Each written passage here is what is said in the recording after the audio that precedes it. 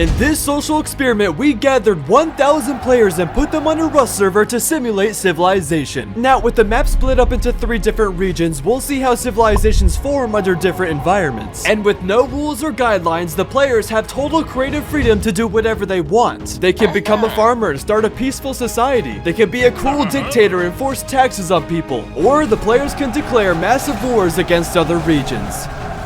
With that being said, throughout this video, you'll unlock characters that play a huge role in the storyline of this video. So, choose a region to root for between the grass, sand, and the snow. Which region will become the strongest, and which region will become extinct? I present to you 1,000 players simulate civilization in Rust. And if you want to help us hit 1 million subs this year, feel free to subscribe. Alright, let's get this thing started. On day 1, as the event started, players spawned across all 3 islands on this server. You had the grass region, the sand region, and the snow region. Now, each region has its own advantages and disadvantages. For example, in the desert, there's not many tree spawns, so players were already killing each other over a simple resource. Get her! Boys! She got the tree. Get away from me! You come here! We need that wood! But day 1 was all about building the start to your civilization, so players traveled all around the server to see what kind of loot monuments were located in each region. Things such as the crashed ship, a pyramid, and a volcano. A volcano where it became a ritual to sacrifice people into the lava.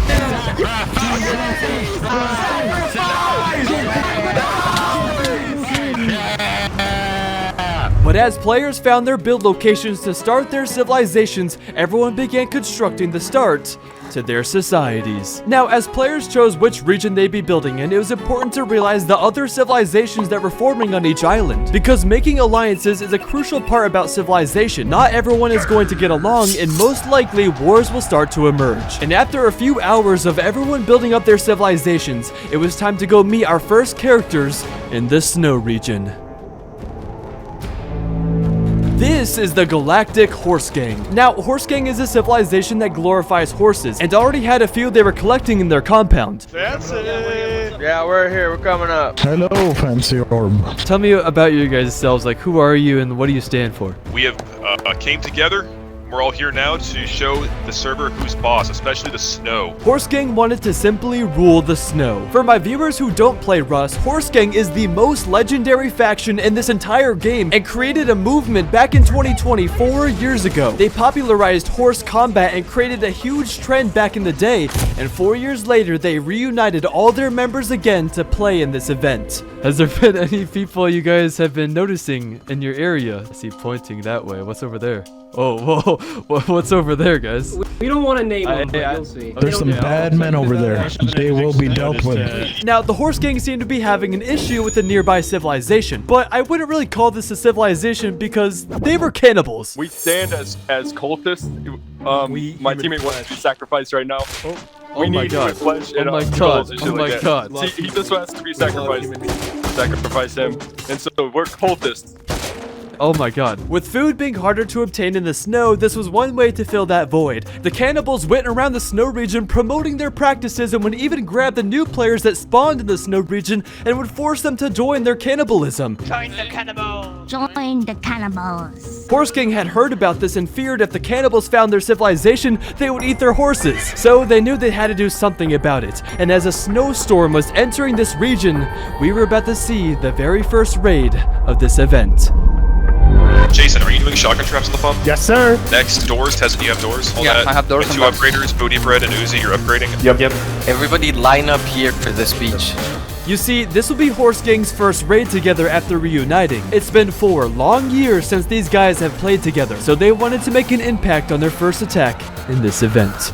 We have lurked in the darkness for too long. We are the forgotten, the unseen. Today is the day we make our return to Rust. But yet, there's still one thing that stands after all these years. Horse Gang isn't just a family, it's a legacy.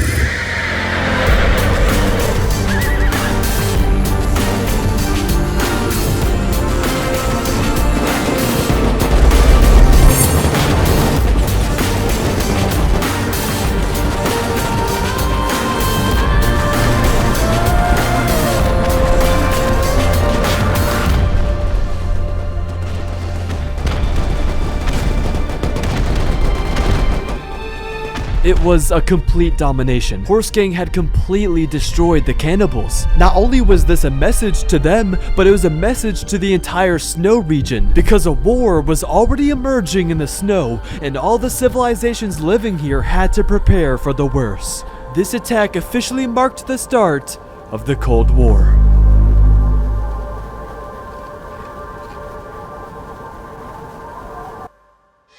Meanwhile, in the Grass Nation, it was a completely different society. The people of the Grass were peaceful role players, all looking to contribute to their civilization and work together. Unlike the Snow region, there was no war here in the Grass. Everyone was being friendly, and this was a major advantage because their economy thrived. Players of the Grass were making trades, creating farms, there was laughter. It actually felt like a home here in a thriving region. I introduce you to the Grass Nation.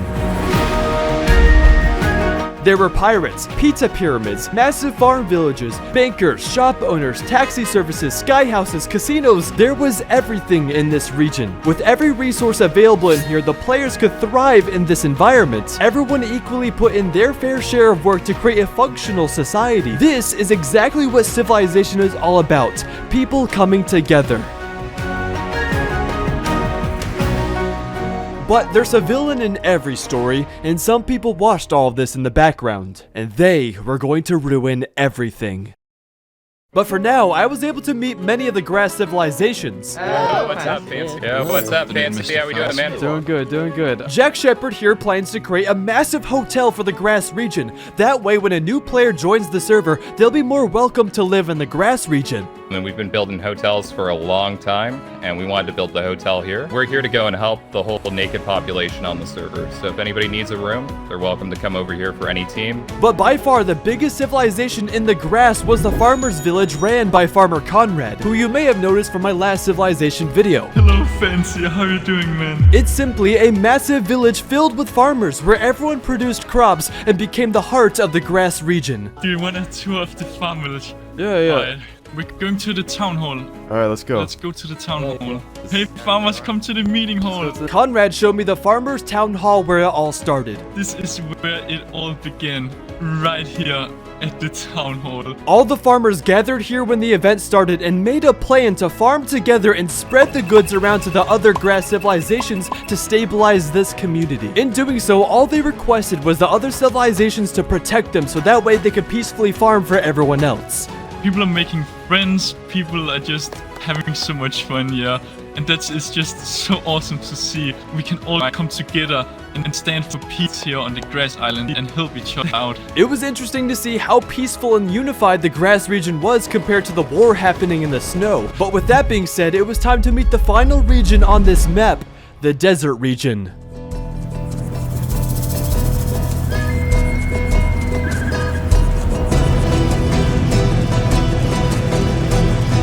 Now, by far, the biggest advantage about this region are the monuments. Things such as the giant excavator, which produces a bunch of resources for the people of the desert. But an even more essential monument is the desert military base, which includes a missile launcher which can target anywhere on the map. This means the people of the desert are capable of starting a war against other regions. The biggest civilization in the desert was the Bone Fathers, but considering the pure size of this community, I wouldn't call this a civilization. This was an empire. The Bone Fathers was the largest team on the entire server with over 200 members in their empire. This was a far more organized society with a hierarchy system of different classes and different rules for everyone to contribute to the empire. The Bone Fathers had 5 leaders, but the ruler of them all was Brawlo. Well, if it isn't Big Brawlo. Huh? Hey! I like to think that the sand biome is going to be the most diplomatic side of the world, you know? The snow is looking kind of hostile from what I've been told, and the grass is just a bunch of role players. Because of how large their empire was, they've been able to send desert scouts to each region to collect intel on what's happening on the other islands. We're not here to make enemies, we're not here to make friends, we're here to spread the message of the Bone Fathers and the Bone God. Chosen! One of us! All of us! Alright, I'll be looking forward to this. Alright, I'll see you guys. Thank you. With this massive Bonefather's empire growing in numbers, it was a wake-up call to the other desert civilizations. But we'll come back to see how things go down. Now that I've introduced you to every region, I think it's time to address the elephant in the room. On the map, you can clearly see each region. However, there's a middle island. Now, this middle island will have a significant purpose in this event, but many of the players explore this island to see what was on here. What is this place? It doesn't make sense. It's an abandoned island with a laboratory facility at the top. Now, it's unknown to the players what secrets this building holds, but soon they will discover what hidden weapon is located here.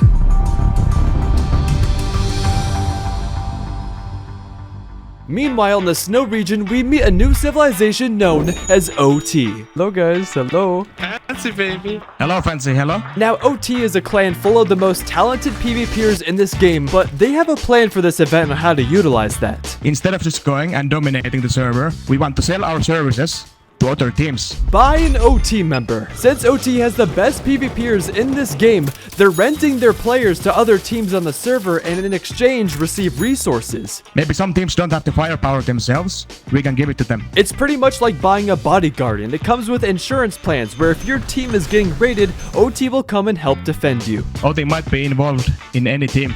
You never know where OT is this weapon. It's a great business model, but the only problem is OT is located in the snow. And with the Cold War going on, I learned a dark secret happening in the snow region. You see, when Horse King raided the cannibals which started the Cold War, word got around to the other snow leaders and it struck fear in the snow region. So Horse King gathered a secret meeting with all the other leaders of the snow and told them they must obey the rules of the Horse King or else they'd face a similar fate as the cannibals. In other words, Horse King was enforcing a dictatorship amongst the snow region. Doing this would keep the snow unified and prevent this Cold War from escalating, but was this really the right way? Would the other snow leaders obey this dictatorship? Well, for now it was the only way to pause the Cold War and allow the snow civilizations to build up, but we'll have to see how long this dictatorship will last under the Horse King.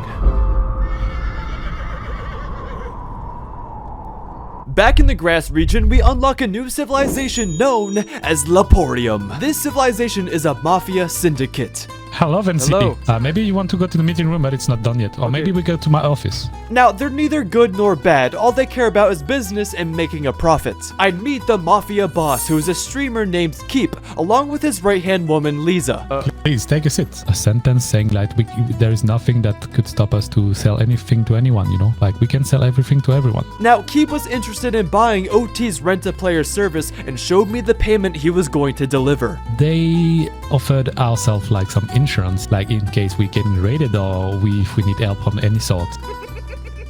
Oh my god! You see? Now, a full box of metal is a ton of resources if you're not familiar with Rust. And this was such a risky transport because OT is all the way in the snow region, so Keep needed an army. He needed backup to protect this escort. Well, good thing there's a taxi team in the grass region. Need to get somewhere safe? Need fast transportation? Hit up the taxi team located in the grass and they'll get you anywhere. The taxi team and Laporium are exclusively working together in this event for bigger profits. Hello. Hello, FancyOrb. We are currently researching armored vehicles so that we can provide excellent safety. The taxi team has armored vehicles, which is perfect to escort Laporium to the snow region, and it was time to make the first taxi run of this event.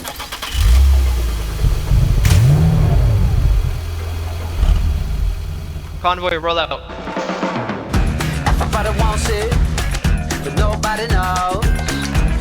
Yeah! Oh, yeah! Yeah! I pull up! I pull up! I pull up! In the nightlight, we'll be shining like gold. Now, the most dangerous part about this business deal is the trust that's required for it. You see, Laporium is making a transaction with another region, giving a full box of metal from the grasslands and giving it to a civilization in the snow region. Could this cause conflict? How would the other grass civilizations feel if they found out Laporium is supporting a business outside of the grass region? We don't know how players will feel about this since it's very early into the event, but Laporium is trusting the taxi team for upholding their professionalism and not snitching them out. Hello, gentlemen. And there he was, the main man. Keep had his payment ready, and it was time to go to the snow. Hello, hello, hello. Okay, so here is the convoy, as I see that. And we are actually ready right now. And remember, guys, pour l'Emporium. Now, smuggling goods across the snow border poses a dangerous threat because it's unknown territory. And little did Leporium and the taxis know, they were entering dictatorship territory.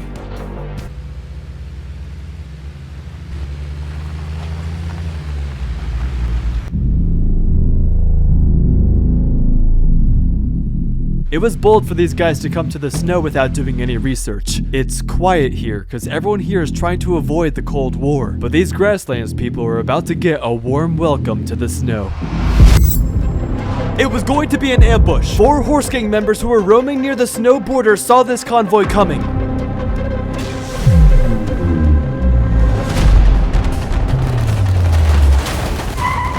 Trapped in unknown territory, these grassland members realized they made a mistake. One taxi was already destroyed and they were pinched down, forced to use the cover of their vehicles.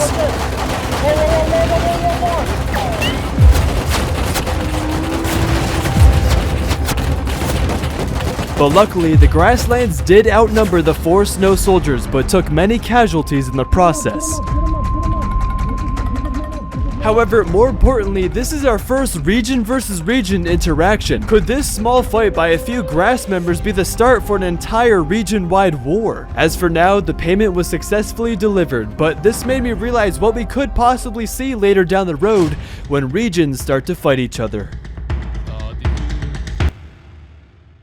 We go back to the desert region because the growing Bonefather's empire was gaining the interest of other civilizations in the desert. One of them being the 4 Horsemen civilization. And don't get them confused with the horse gang who are in the snow. I'm not sure why there's a sudden interest with horses in these events, but I'm gonna have to disable them in future civilization events because so many people made horse farms which made the server lag. Sorry, Dirt Rider. Everybody come here, let's say hi to Fancy. We are the 4 Horsemen team and we are here to actually control. So are you standing on business right now, Dala? Yes. Now, the 4 Horsemen alliance with the other nearby civilization known as EMP. They're a military faction. They don't talk much, they just get the job done. Yo, what's up, bro? We have a Desert Alliance forum with Dala's group. Basically, if anybody in the Desert Alliance gets attacked, we help each other out, and if we have enemies, they're our enemies. We just raided a group that refused to be part of the alliance. Oh my god, it's a little aggressive, don't you guys think? If you don't want to unite with the desert, you gotta go. Now, there was tension between these 3 civilizations in the desert because the EMP military and 4 Horsemen civilizations are alliances, and they're both aware of the growing Bonefather's empire down in the south. And well, there was only one thing left to do, and that was to go confront them.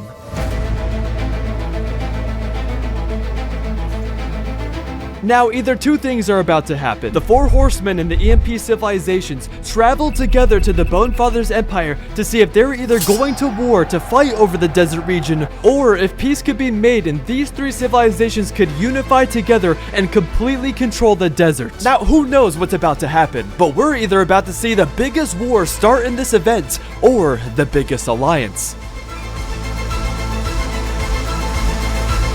Well, we thought we were getting raided. What the? I'm pretty sure Brawlo and Kez are coming over, so they'll be meeting you in a second. Alright, sick. Hey, follow me, follow me, follow me, follow me, follow me, follow me, follow me, follow me.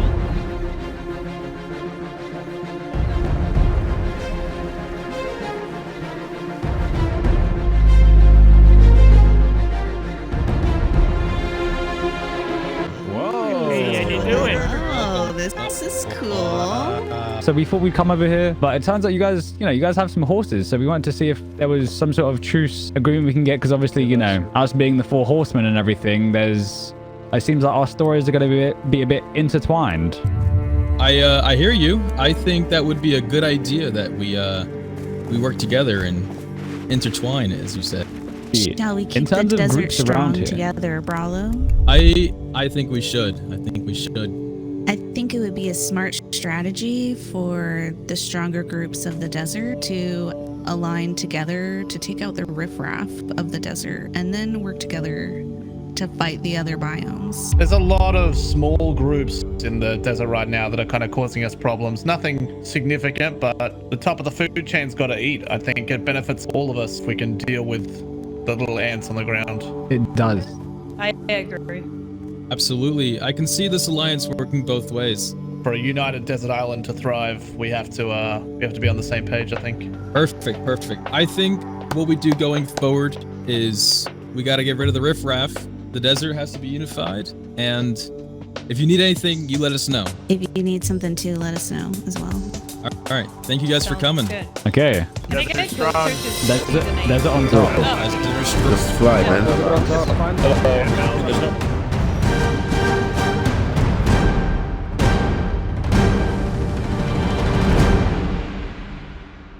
And so, it was official. The three most powerful civilizations in the desert region formed an alliance together, therefore creating what they called the Triangle Union. Because with their base locations on the map, it created an invisible triangle. And because they were the three most powerful civilizations in the desert nation, they worked together to completely eliminate what they called the Rift Raft. In other words, they raided all the smaller civilizations in the desert, therefore starting the Desert Civil War.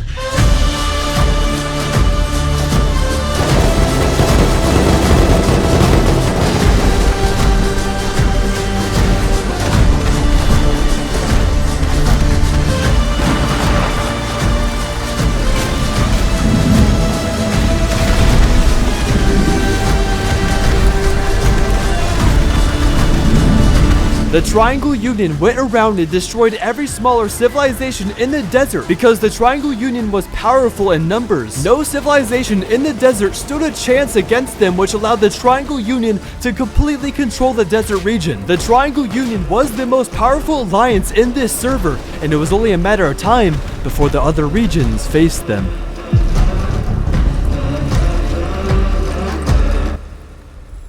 Over back in the grass region, the community continued to thrive. The farmer's village was growing with new farmers joining, many role players and shop owners opened their businesses. Everyone was happy here, except for one man, and his name was Barack.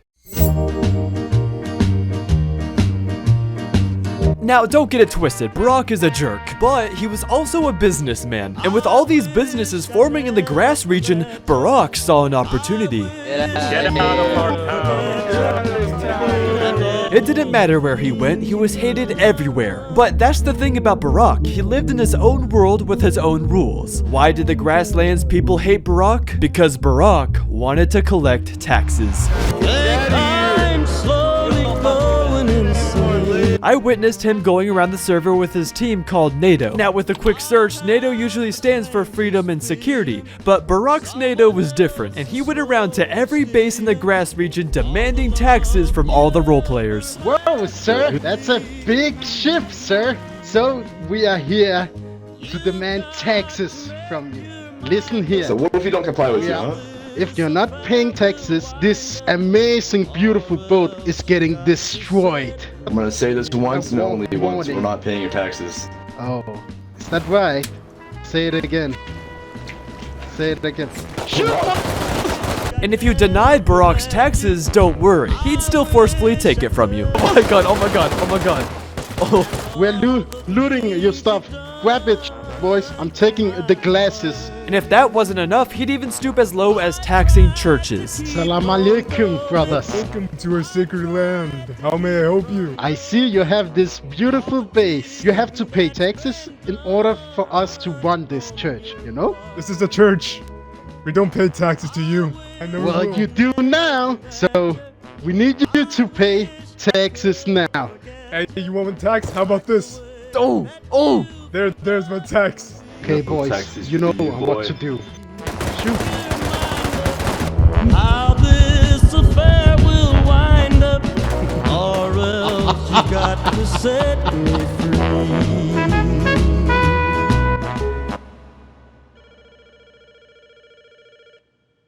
Word was getting around in the grass region about Barack's taxes, and one man who was not happy to hear about this was Keep, leader of Leporium. So, Keep traveled all the way to the farm village to see what was going on. Okay, gentlemen, I suggest we move this to the meeting hall. Okay, let's do this. Farmers, taxi employees, and business owners of the Grass Nation were fed up with Barack mindlessly taxing everyone. So everyone gathered in the farmers' town hall to confront Barack about his taxes. Guys, listen, if we can't be friends with each other, we don't stand a chance in this event, guys. All the people from the desert island or the snow island, they will come after us, and we don't stand a chance against them. So we might need to work together instead of fighting each other. Isn't it what we all want in that grass island? To work together? Yes, and be peaceful to each other. And maybe take the control of all the other islands. Keep was becoming a leader. The way he was talking to the people of the grasslands, he actually cared and was sticking up for the role players. And this was starting to gain the attention of the other grasslands people. Are you the voice in here? You are taking control over this facility. I'm not taking control. I'm speaking for everyone. This is a mutual agreement. Propaganding everyone in here. Look at him. You're in the bad light because you're going around asking people to pay taxes. Yes. Isn't that kind of a threat to people? We asked them. They could have said no. If you can't be peaceful with us, you will not be a part of this island. Let's ask the people. Is this really what you guys want? Blood over this we want village? peace. We want peace. Yes, exactly. No taxes. Okay. How do you say we resolve this matter? Kiss. Propaganda. I want kiss. Come here, bro. Kiss. Come here, bro. There must be better ways. There must be better ways. Now, while they were arguing about a kiss, a NATO assassin snuck into the building because of this distraction and was about to attempt a murder. Kiss him, Keep. For the peace, for the peace. Oh, that guy's so screwed. Oh, he's so screwed. He's so screwed. Oh my god. Leader, stay here. Leader, stay inside. He tried to attack me. He tried to assassinate me. You don't want any peace. You just want harm. I wanted to kill this guy. Kill him. I wanted to kiss him. They don't want any peace. Okay, guys. I don't want anyone to interfere with our peaceful plans on that island. I'm not the one that is considering myself leader. If you guys consider myself leader, that's all up to you right now. Be prepared though, because they will try to come back, and this time they will try to maybe rob you and ask for taxes or even more. So just be prepared, and maybe let the war of the grass island begin.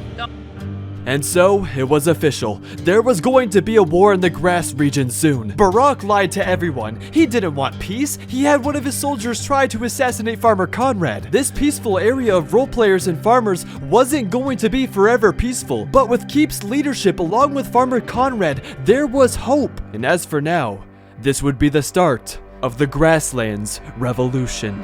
We must be prepared, farmers. There's gonna be war now. But listen up, guys. We have the numbers. We have the villain. We have the farmers. We have the bangers. We have the pirates. We have the numbers, guys. So what do you say, guys? Let's stand together against these guys and kick them from the grass. Exactly. Let's kick them out of the grass island all together. Come on, let's go, guys. Now, it's interesting to see what problems are developing on each island. As for the grass, taxes, and the whole Grasslands Revolution was beginning. Over in the desert region, there was a civil war happening with 3 dominating groups taking control of all the smaller civilizations. And in the snow, you had a dictatorship trying to prevent a cold war from emerging. Now, on day 1, we see how each island develops their civilizations, but later in the story, we'll see how each island starts interacting with each other. And don't forget, there's still a middle island that will have a purpose in this event. Our story continues back in the snow, where we learned earlier about a dictatorship of the Horse Gang forming amongst all the snow civilizations. All the snow civilizations obeyed this dictatorship. Until now. This is Brazil, a team full of Brazilian Rust players, and they were the first to start the Snow Rebellion, to stand against the Horse Gang dictatorship in hopes that other snow leaders would follow them. You see, in the middle of the snow region is a key monument called the Ice Cavern, where players can find tier 3 loot like weapons and armor. And Brazil had constructed towers outside this monument to take control and block Horse Gang from accessing this loot. And it was starting to look like the Cold War was returning. Horse Gang knew they had to shut down this rebellion. If the other snow leaders saw this, it would prove how weak Horse Gang was if they did nothing about it. So they got geared up and went over to fight the Brazilians and take back the ice cavern. Stay on high ground until no one is this fight. Stay on high ground. We're going for it. We're going in. We're going in deep. Guy down here right. 2 guys down here right. Just so you know. And they're running already, Momo. They're running? Screw them up. One. Drop him. Yeah, we'll let them deep. But you see, Brazil had a secret weapon prepared for the Horse Gang. In 1906, Alberto Santos Dumont was the first successful aviator of flying an aircraft, and Alberto was Brazilian. So, the Brazilian civilization paid their respect to Alberto and created the strongest air force on the server by forming a fleet of attack helicopters.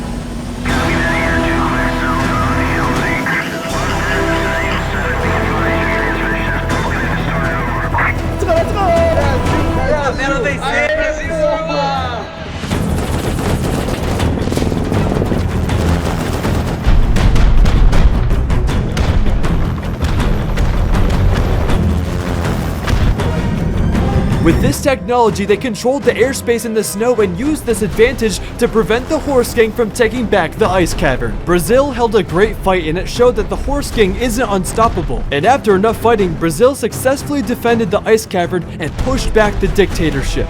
But this was just the start of the Snow Rebellion.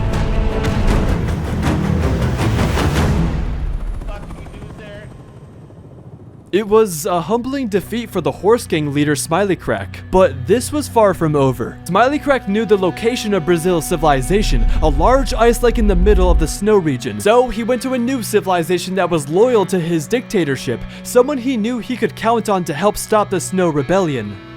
This is the Ice Kingdom. I don't know. We've been fighting them, man. They've been a problem. Same here. Yeah, they took our mountain base up there, but I think Brazil needs to go, though. What do you think? I do agree. Day one is just about getting solidified, and if we're constantly at each other's throats, we can't get solidified without problems. I was thinking, like, right now, man. The plan is, we'll be on the north, you'll be on the south. We'll tell you when we're going. You'll see us on UI when we post up. Basically, we're just turning their base into our entire roam. We'll be sieging them, taking externals, and then raiding it, while you guys are just shooters, alright? Go around, shoot, loot kits, I don't care. They've been here for way too long. They raided both of our towers at Cavern. Yeah, same here, actually. They've raided multiple of our Cavern towers. The Ice Kingdom had agreed to help Horse Gang shut down the Snow Rebellion and raid Brazil together because the Ice Kingdom was loyal to the dictatorship. Now, this raid was about to happen in 10 minutes, but before it does, I wanted to speak with Brazil. Toddy, it's Fancy. Are you home? Oh, what's up, Fancy? How are things with you? Oh, man, like going well, but it's starting to going well, you know? Okay. There's no, you know, there's no so hard, man. Like, have so many teams, so many people, like, giving your life for the loot, giving your life for survive on the snow. Now, in this moment, I actually felt bad for Brazil. Toddy here was telling me how hard it was living in the snow under the dictatorship of the Horse Gang. All he wanted was him and his people to be free and fight back. For real, Fancy, they all snow are fighting each other, but the snow is going so hard, bro. Like, everyone is like shooting everyone. That's hard. I just wanted to talk to you and see how things were, but I'll let you get back to it. Thank you, man. Oh, poor Brazil, man. They don't know what's coming to them yet. Oh, God. Now, as much as I wanted to get involved and prevent Brazil from getting raided, I couldn't. Because this is civilization at the end of the day, and only the strongest will survive. I don't know what I've been told.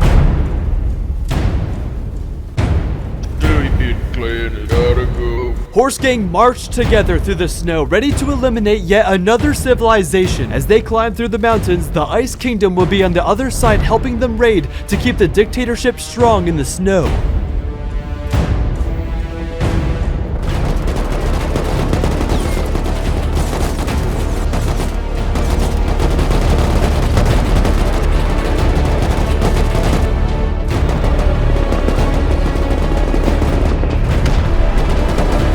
Horse Gang begun building their raid base outside the Brazil civilization. Meanwhile, the Ice Kingdom was on the other side building theirs. But as they were doing this, the Ice King Free Tech said something that caught my attention. Brazil, Yeah, we're helping. It's a fake fob. This couldn't be. I had to join their Discord call to confirm this. Boys, push up. We need to help them out. Go. Let's go. Everyone push left side. We're gonna start killing them all. Yeah, kill our own teammates. Don't kill blue and white kids. We're about to frag out. This was a complete setup. The Ice Kingdom had baited the Horse King into believing they were helping the dictatorship and raiding Brazil together. They've been here for way too long. But that was farthest from the truth. The Ice King Freetech was secretly working with Brazil, and they were gonna betray the Horse King and support the Snow Rebellion. Tucker, it's us. Yeah, we'll come with you. Let's go. Let's get this shit. Horse Gang was stuck in their raid base waiting for the Ice Kingdom to start the raid on the other side, but they had no idea the Ice Kingdom was rotating over to betray them. You're pushing up. I need more metal, please. I'm dropping. More metal. Placing a bed, watch out. I place a bed, fence where we're at. That's your guys. Brazil and the Ice Kingdom had Horse Gang surrounded. The Snow Rebellion was growing, and it was time to stop the dictatorship in the snow and stop these tyrants from doing whatever they want. Alright, only Brazil people go up. None of my guys push up. They laddered up. They're in our farm. There's a lot. I think Ice. What is Ice doing? Wait, what is Ice doing? They didn't push in. I think they're teaming, man. I think they betrayed us or some shit. Yeah, I think they're teaming. Yeah, they betrayed us. Horse Gang was only down to a few members left, but Brazil and the Ice Kingdom pushed all the way through until this base was secured, and it was over for the Horse Gang. They were blindsided, and this raid was a failure. As for Brazil and the Ice Kingdom, they celebrated together. The Snow Rebellion was growing stronger, and this was a wake-up call to the other civilizations in the snow. The Horse Gang is not invincible, and if more civilizations in the snow step forward and join together, they could overthrow them, and the dictatorship in the snow could end.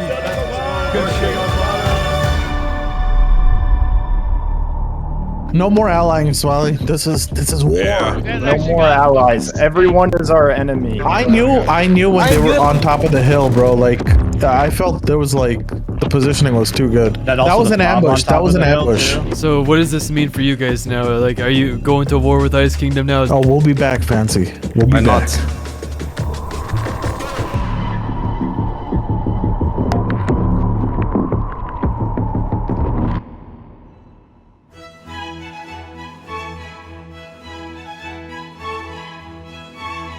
And before we wrap up day 1 of this event, all the prominent leaders of the Grass region gathered together to create their first form of government, the Grass Council. The top leaders of the Grass needed to discuss the emerging tension between Barack, because with him assaulting all the role players, this region was starting to become hostile. All of the Grass leaders were here. You had Keep, you had the farmers, the taxi team, the hotel owner Jack Shepard, pirates, and even a goofy pizza king. Now, this was a crucial meeting because the peace in the Grass region was quickly falling apart.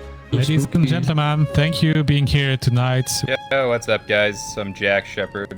I'm the owner of Shepard's Villa, but I do have to agree, and that point was that we're not united currently, so I'm super happy we're doing this meeting. We also don't like NATO, and I think Farmer Conrad would agree with that. Yeah, we got some problems with some people from the NATO. And as this meeting was happening with all the Grass leaders, there was actually one new leader of a civilization who was forgotten about, and his name was Max Mears, and he was not happy. He just arrived. You're gonna chat shit without me present, huh? We are gonna talk about all our inconvenience together. Max, maybe you want to introduce yourself. You know what? I would love to say a few words, actually. Ladies and gentlemen, things have been difficult over on the grassland, and I can see that there's a lot of infighting, there's a lot of division amongst our people. But is it something we can overcome? I don't know. I see a lot of wonderful faces in front of me, a lot of people that I haven't even been able to contact or meet up with yet in the grassland. That just says how vast the grassland really is, you know, how powerful we could be united. But can we be united? I think that is a good question. That's why we are here right now. So we have problem with each other, like at least some of problem with each other, right? We don't want to constantly be fighting with our neighbors, getting shot every time we leave the base, and we're door camping from content creators. You started this. We door camped you. You started this when you raided bees. I started this. You were outside our. We are the Grass Island. We are friendly. We are role players. Started it we are when peaceful. they raided pizza. I don't care who about a past started event. it. We're ending it now. There was clearly tension in this meeting after Max Mears had joined. Apparently, some of the other grass civilizations were calling him out for being toxic in this event, and now there was drama and people arguing in the grass council, so this heavily reflected on the grass region if the leaders can't even get along. I'm just saying, and I think that everyone will agree with that. Outrageous. If anyone is disrespectful at this table, we will have to take consequences. Like, we will do something against that. We are the grass island. We want a peaceful island. We have to be respectful to each other, and right now we're not letting anyone speak. So, to keep everyone on the same page, the grass leaders decided to hold a vote to determine who will be the leader of the entire grass region, the person who will lead the grass to war and make the important decisions, and the person who would eventually lead the grass to fight the desert and snow regions. So I actually think Keep would be a good leader. I mean, he did bring us all here, did he not? My vote goes for Keep. A vote for Keep is a vote for France. Viva la France. It's definitely qualified to be a leader. I would not feel comfortable if anybody else besides Keep. Max, what do you say? Yeah, Max. What do you say, Max? I need to see the leadership qualities that Keep possesses. And that was the last straw for Max. He was making things too difficult for everyone, and Keep was about to show him what leadership qualities he has.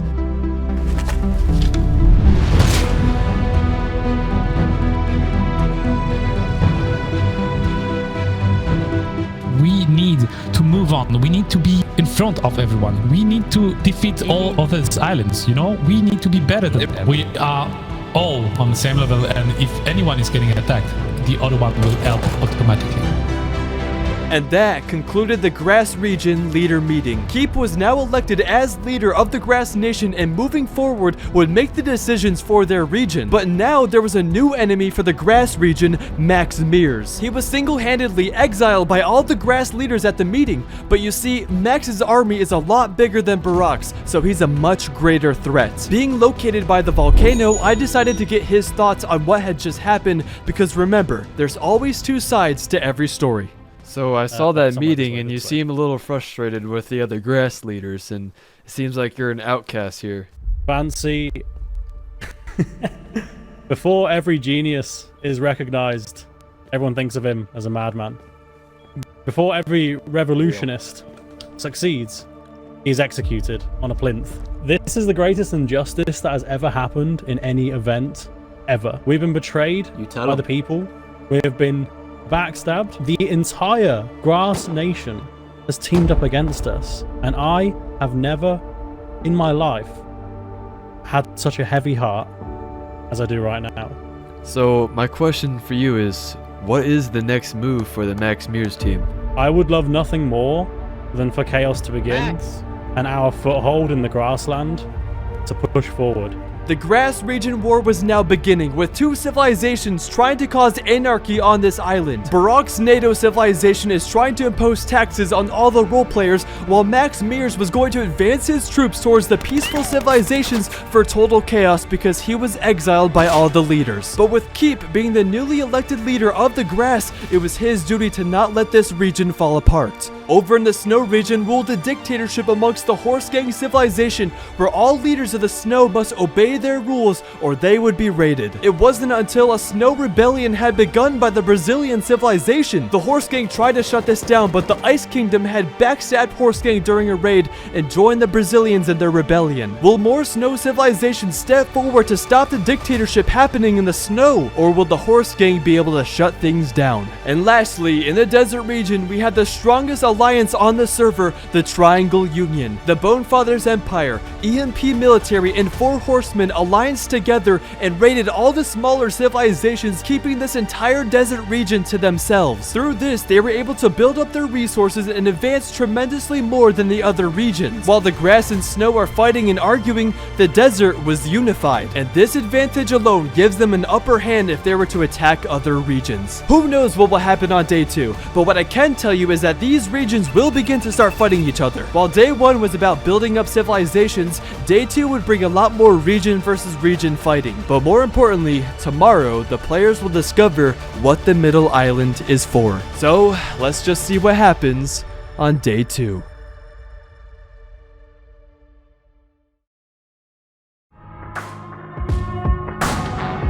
Welcome to day 2 of Region Warfare. Yesterday was all about building up civilizations and introducing storylines, but day 2 is all about outplaying each other. We're going to see how these civilizations try to take each other out, what kind of new alliances and rivalries will form, and how they will outsmart each other to stay on top. And more importantly, today the players will learn what the middle island is for.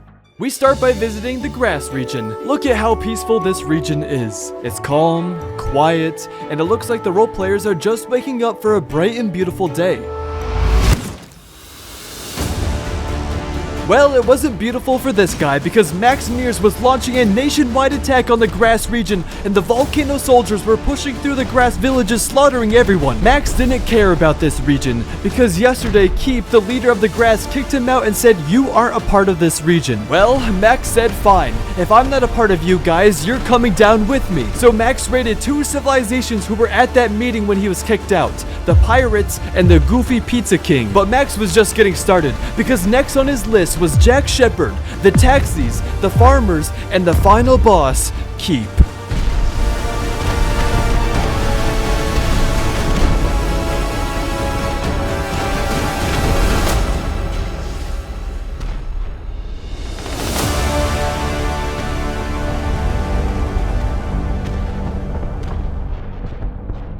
Was Max misunderstood? Is he justified? Or was he just alone?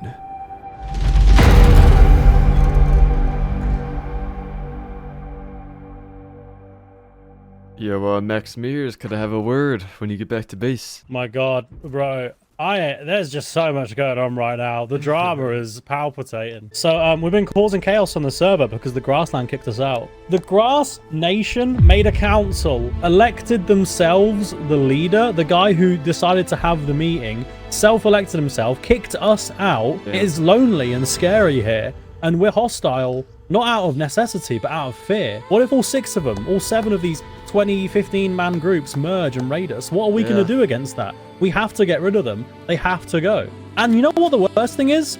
They're not even helping each other. They all agreed to work together, to be peaceful, whatever. No one did anything when we raided pirates down there. No one helped them. Jesus. Where is this Grassland Council that's so divine and so perfect? So you're saying it's fake bull? Bro, they just want leadership. But they don't have anyone doing anything to actually help each other. And, you know, the Grassland is turning into the Bloodland. Rumors were going around the grass region that Max was going rampant, attacking all the civilizations. It was causing fear, and some of the shop owners were implementing defense mechanisms in case Max attacked them. I mean, we're not really opening up till tomorrow. Had quite a bit of construction that went into it. Holy crap. You know? Few surprises in store, but surprises? I always got a couple surprises, Fancy. Like traps. Oh my god! Oh my god! But it was a more profitable day for the taxi team, as a lot more people felt safe traveling around in the grass region in their armored cars. Ooh, damn! I dig it. I dig it. Oh, and so you can put like lights and stuff, so you can put markers for like enemies. But it was clear that Max had a crazy loyal army helping him conquer the grass island. So loyal to the fact that his worshippers would sacrifice themselves into the volcano, therefore becoming a volcano soldier and be welcomed into Max's army. Everyone quiet down, please. Quiet down. Oh no. Ladies and gentlemen, when we started this group, our plan was to sacrifice people into this volcano for the greater good. But what we have learned through hard times, through difficult decisions, through other people's decisions, is that this volcano isn't a symbol of what we need to destroy. It is a symbol of us. We are the strength. We are the earth. We are the lava that flows through it. We are the grassland. And today we welcome 2 wonderful new members, Duck and Ich bin Sniper. Jump into the lava and sacrifice your bodies.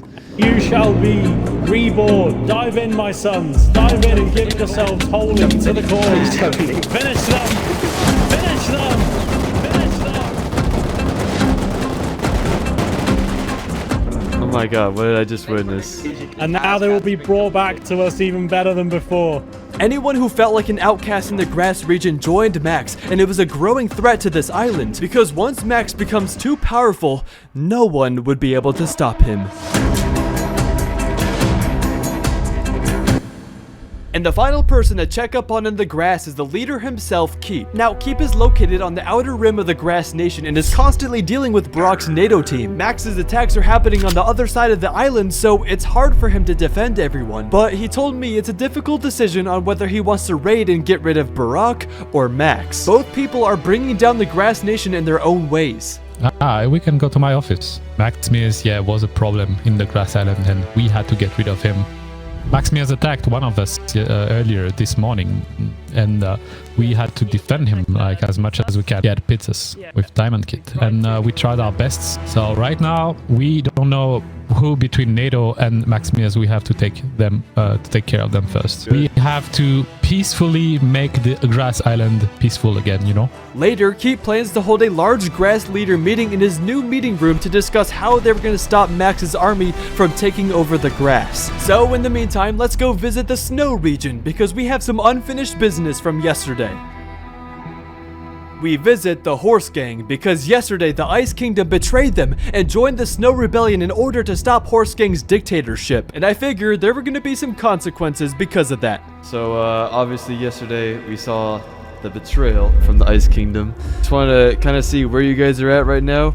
Oh yes, well, after last night, we are definitely planning to settle the playing field, so to speak. We don't want to give too much away, but we've got just the plan for them. Colonel, why don't you take the lead from here?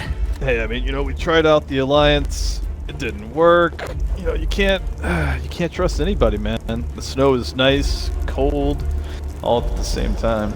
We don't take betrayal lightly, man. All right, sounds good, guys. Well, thank you very much. Oh, listen, nobody's ever liked Horse Gang. It's never gonna stop. Sir. Oh, we want victory!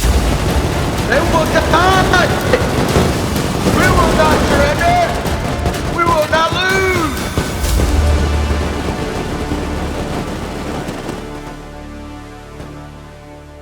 Lastly, it was time to go see what the desert was up to.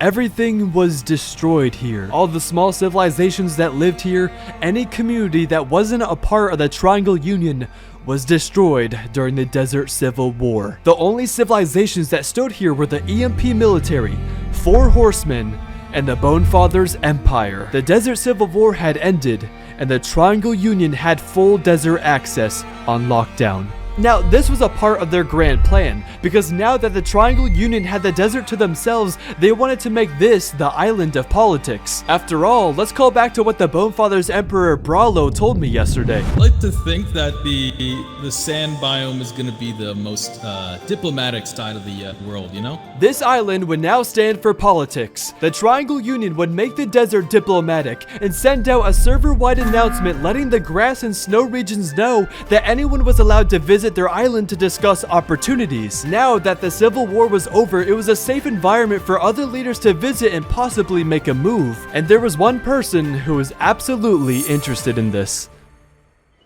They kicked us out of the council. They are now a governing body, and they said, we don't want to play with you.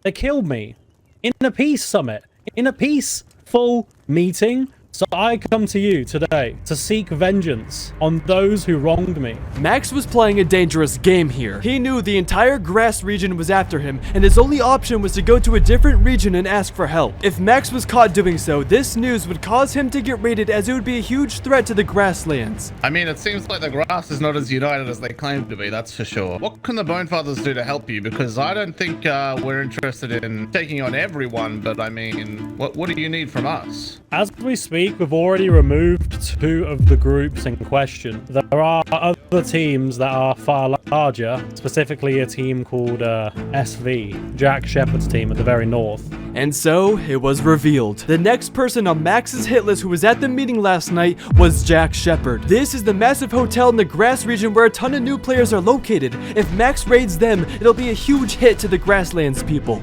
We don't think we can take them on alone, but we think an alliance between us and the desert people would allow the desert to have a foothold in the Greenland. You can easily invade the Greenland, and we would help you. As long as when the Greenland is all gone, we share in the rewards.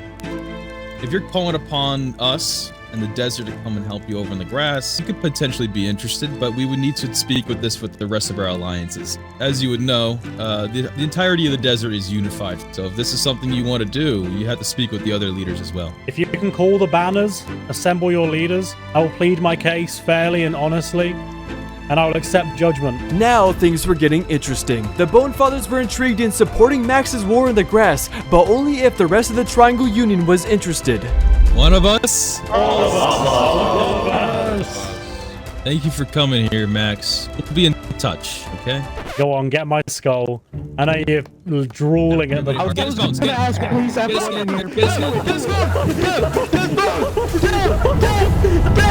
And so, the Triangle Union held a court session. They gathered to discuss if they were going to help Max Mears or avoid conflict. Keep in mind, they just ended the civil war in the desert, so entering another conflict might not be wise. But they do have the entire desert region to themselves, so they do have the resources to support this war in the grasslands. I think we're all on the same page about this, but we do have a guest outside.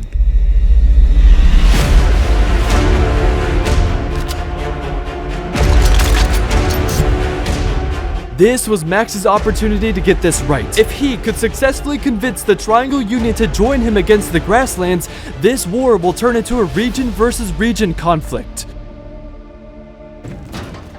Max, why don't you take a step into the middle and why don't you share with us what you told the Bonefathers earlier? Are we safe from prying ears? Because what I say cannot fall on certain people's ears. Now, you guys already know Max's backstory, so let's skip him explaining it again and see how the others react. I think, guys, we need to have a unanimous decision if we A, trust Max and his crew, and B, want to get him inside the Alliance. I think, like you guys said, you do have to settle on whether you're comfortable bringing us into the fold, if you believe us, if you feel like you can trust us. But I also do want to ask the Bonefathers, what is your vision for the end of this world? What state do you want to leave this island in? Unity, I would say.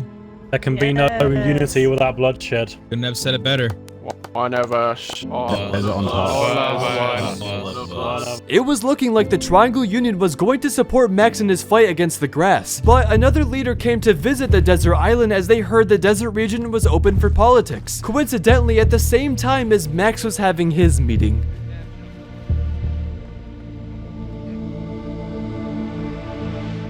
Okay, well, I think we have one more person to join the circle, if you guys don't mind. Wait a second. This is the Goofy Pizza King. The same Goofy Pizza King who was at the leaders meeting yesterday. The same Goofy Pizza King who Max raided earlier today. Max Mears attacked one of us earlier this morning. He had pizzas with Diamond Kit, and we tried our best. And he was about to walk right into the meeting, not knowing that Max was going to be right in front of him. The same man who just raided him.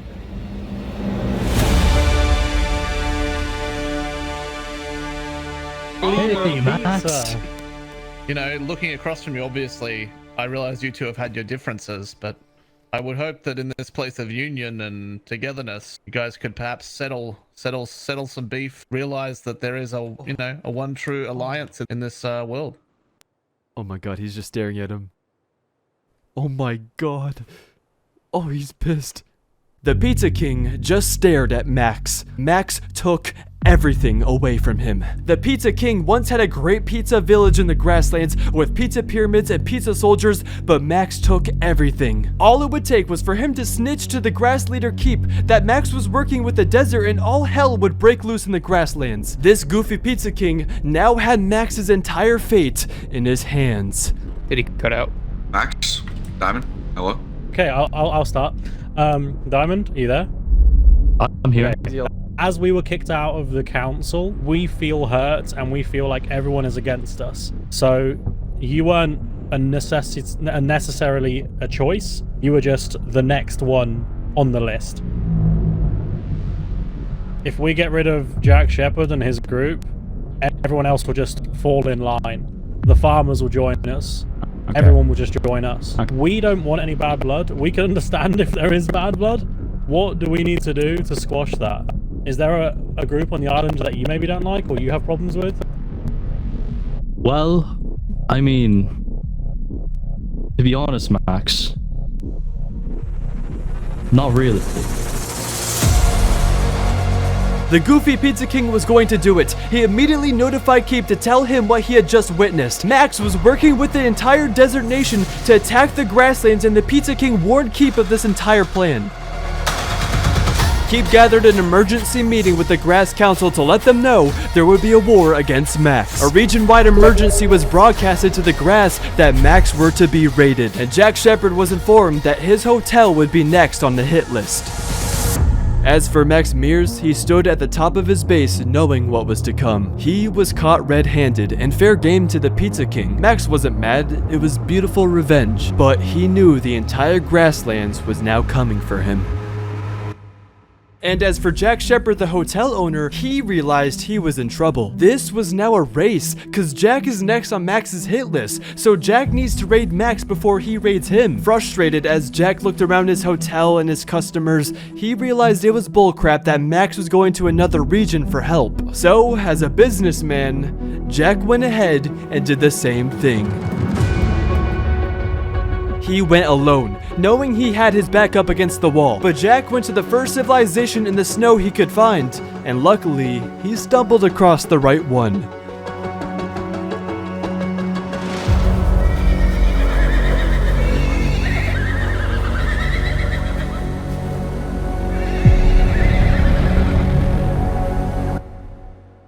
I mean, it's up to you guys. It's probably best to go and do it with like the air support, or bring the mats and we can bag more of your guys. Do you want to do that, or?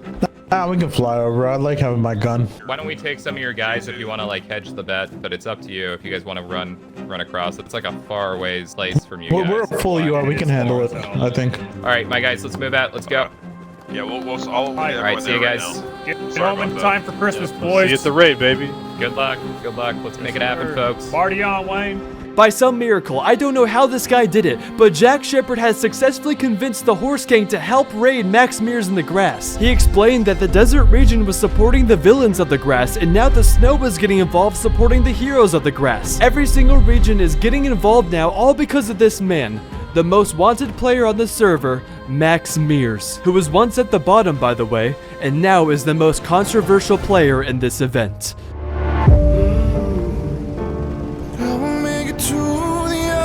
What if all 6 of them, all 7 of these 20, 15-man groups merge and raid us? What are we going to do against that? We have to get rid of them. They have to go. We need to move on. We need to be in front of everyone. We need to defeat all of these islands, you know? We need to be better than them. Where is this Grassland Council that's so divine and so perfect? We have to peacefully make the Grass Island peaceful again. They just want leadership, but they don't have anyone doing anything to actually help each other. Horse Gang made their way to the Grass region where they'd meet with Jack Shepherd and the rest of the Grass leaders. Max, if anything goes wrong, we're here to help. I told you before, Brolo. There can be no unity without bloodshed. I hope to see you on the other side, my friend. I will fight for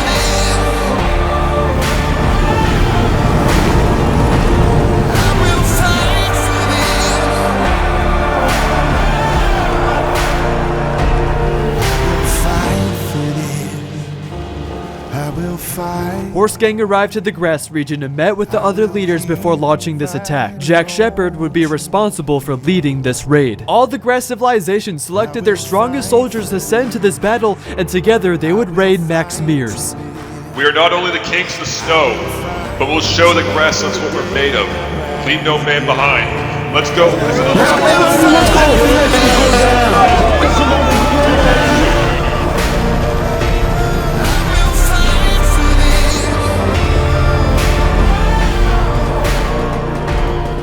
Now this raid will be split into 2 teams. The Horse Gang constructed a sniper tower outside Max's base where all of their soldiers would be giving supporting fire for this raid. Meanwhile, Jack's team would be on the ground doing the rocketing and heavy work.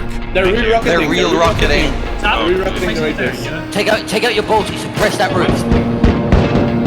The grassland civilizations were putting serious pressure on Max, and his base was starting to crumble. It was to the point where the raiders were starting to push in closer, and it was almost time to push into Max's base. Max needed to act fast or else he would lose control of his entire civilization. You don't shoot the green guys, don't shoot the green guys. Opening door, left side, compound. You see him on the left. Shoot him on the left. They're on the left there. One more safe space. They're laddering up to roof now, guys. There was now a massive hole in Max's base, and the raiders were starting to push in. Max was losing control. So, there was only one other option for Max, and that was to get the third region involved.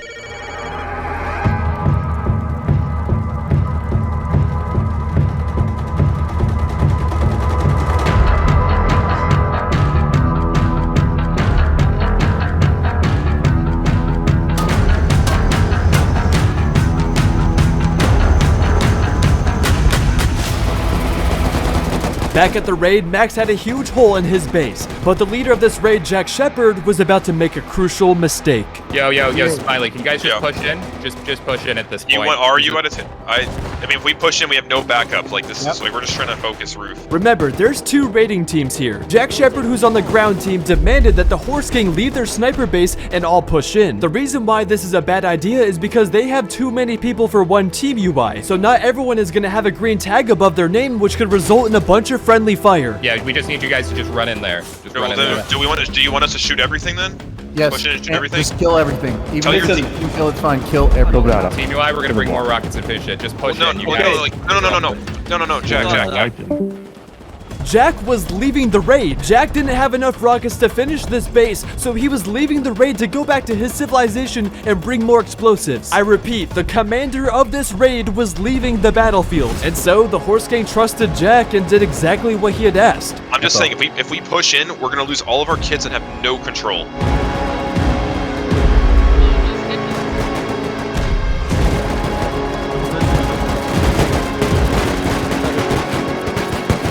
And what do you know? 5 minutes later, the exact problem started to happen. Just Smiley, you have your own guys in there team killing us. Your guys are team killing us in there. We're like in the core. Alright, we'll stop shooting. We're gonna lose it because every time we run in there, we have one guy spraying all of us down. You gotta have your guys come out of the core though. Your guys are in the guys. Who's in the core? Demon and Orion. What are you guys doing? Demon and Orion. F1 kill right now. F1 kill. Guys, it's like things were falling apart fast now. These teams were arguing with each other. You cannot be doing this in the middle of the most important raid of this server. It's not us. Somebody else killing you. Guys. I never killed anybody in here.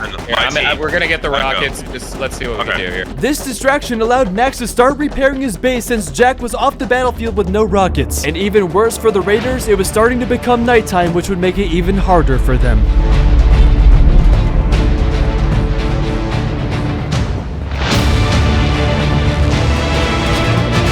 Oh, perfect. Those are mint. Those are mint hits. Those actually. Yeah, they can't see it. They can't see it. They can't see it.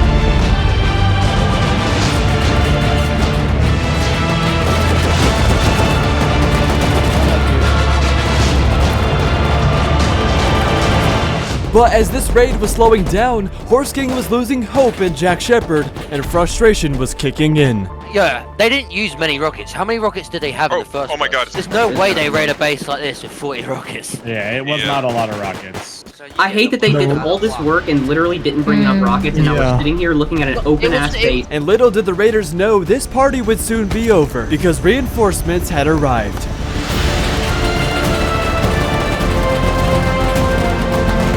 The Triangle Union arrived to the raid to save Max and flank the raiders from the side, shooting them all down. It was a complete blindside and Jack's men had no chance of survival. This forced the Horse King to retreat from the battlefield before the Triangle Union made it to their sniper tower, and they were forced to abandon the Grasslands people to minimize their losses.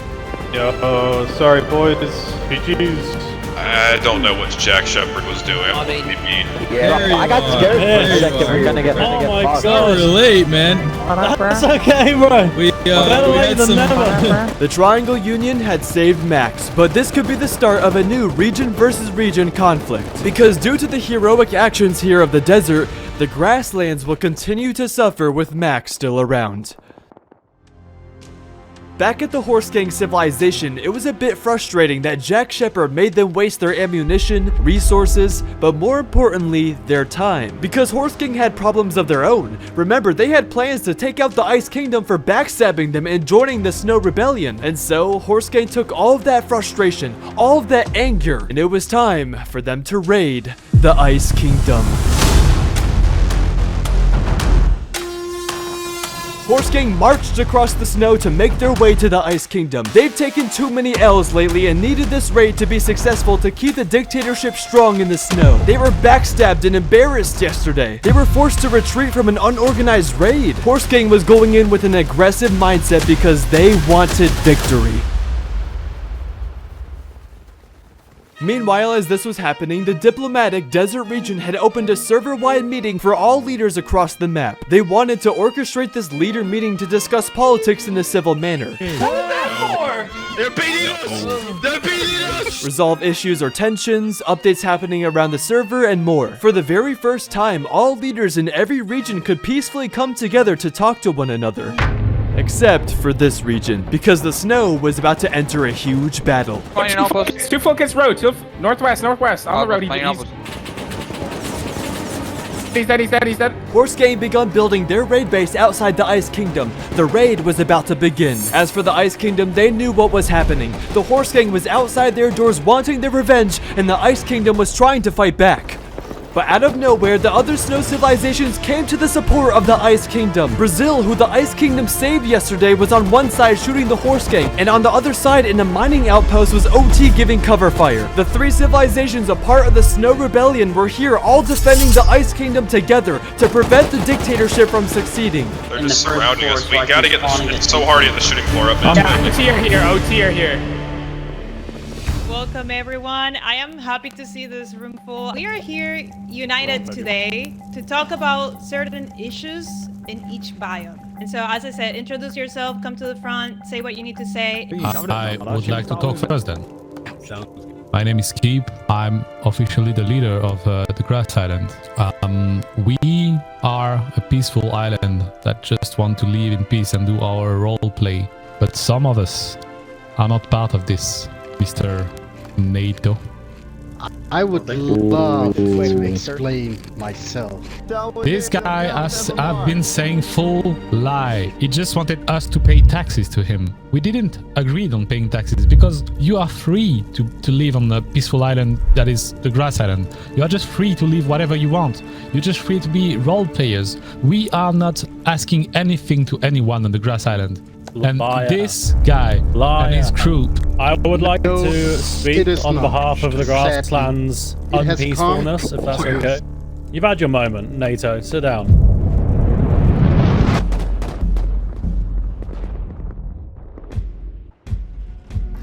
Slowly but surely, the Horse Gang was building their raid base under the continuous pressure of three different civilizations attacking them. The Snow Rebellion was putting up a great fight. They were using the same tactic as they did last time by laddering up the raid base and attacking from above. Ladder. They're laddering from the side. They're in. Fire jacket. Up a roof. Dead. One dead.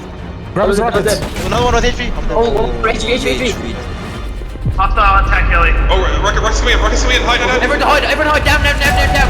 Oh, I'm dead. I'm dead. There were so many setbacks, tons of people attacking the Horse Gang from all directions. But still, no matter how many times they died, even though they were completely surrounded, they continued to fight and slowly build up their raid base through the chaos. Until it was finally complete. The raid base was finished, and this raid would actually begin. Meanwhile, back at the meeting, Max was about to expose the entire grasslands in front of all the leaders in an attempt to tarnish Keep's reputation. The grassland is a fractured, damaged society full of people who are self-elected governments. It's been a very difficult journey for some of us over on the grassland, and it's very unnecessary. We had a meeting, a peaceful meeting, actually, to discuss how we could all work together. I was assaulted at the meeting. I was killed. I was cast out of the Grassland Council, and I was told that my opinion did not matter. I couldn't live there. I couldn't be peaceful. I couldn't get involved however I wanted. Everything Keeps has just said is a lie. Exactly. Yes. Tell me it's not true. Tell me it's not true. Tell me everything I said is not true. Back in the snow, things were heating up because the raid was now beginning. We're just seasoning the log, alright? But it's how you win a raid. You cannot rush these things. These things are delicate. Taking externals is step one, but we also need to grief the back entrances. We have to force them to use one side. Another one dead, another one dead. I get another one there as well. They're in the back right in front of us. Yeah. Come on, boys. Let's keep going in. Here he comes, attack me. I killed 2 of them. I'm down though, I'm down, one more. They're on their roof, on their shooting floor. Okay. Copy. Alright, I'm on it right now with the L9. 10-4. To get our grass island peaceful, we had to get rid of only problems. And the problems were NATO clans tried to get rid of and us today. Max Mears. 5 clans tried to get rid of us So today, and we're we still had to standing. take And sacrifices. And what? I'd like to also throw in my bone here. Mr. Wobbles, we just raided these guys, and he needs to realize that Grasslands was started as a peaceful community. All right? But every single person that you offline raid and keep griefing is gonna f with you, man. So just know that, all right? They make a council, they kick out whoever they want, and then they shit talk them constantly. This is just the way it works over there. Wait, Yeah, you so tried Max, to kick us out, bro. Where are we? Still standing. Max, you are the only one problem here, and we get rid of you. You were wrong. We are right. Look at all the people here agreeing together that you were the problem. I did not agree. You think that? Yeah, of course you are too, not agreeing. That's it. I want to tell everyone. Honorable Four Horsemen, I think we've heard enough from the grasslands. Can we move on to the other regions? Then it was time for the snow region to speak, but not a single person from the snow region was here. Nobody you guys want to talk? Okay. Can you inform us of like what's been going on? Sounds like the snow has Snow is a bunch of savages. However, the battle for the Ice Kingdom was about to end. Horse King had completely drained the Ice Kingdom of all their meds and ammunition and managed to push back all the other snow civilizations trying to support the Ice Kingdom. Horse King completely took over the Ice Kingdom walls and built a tower of their own, and it was time to finish this raid. Pocket time. Oh, these guys are done for. Alright, you ready? If you're not rocketing, you're shooting. Hit the foundations, guys. The foundation.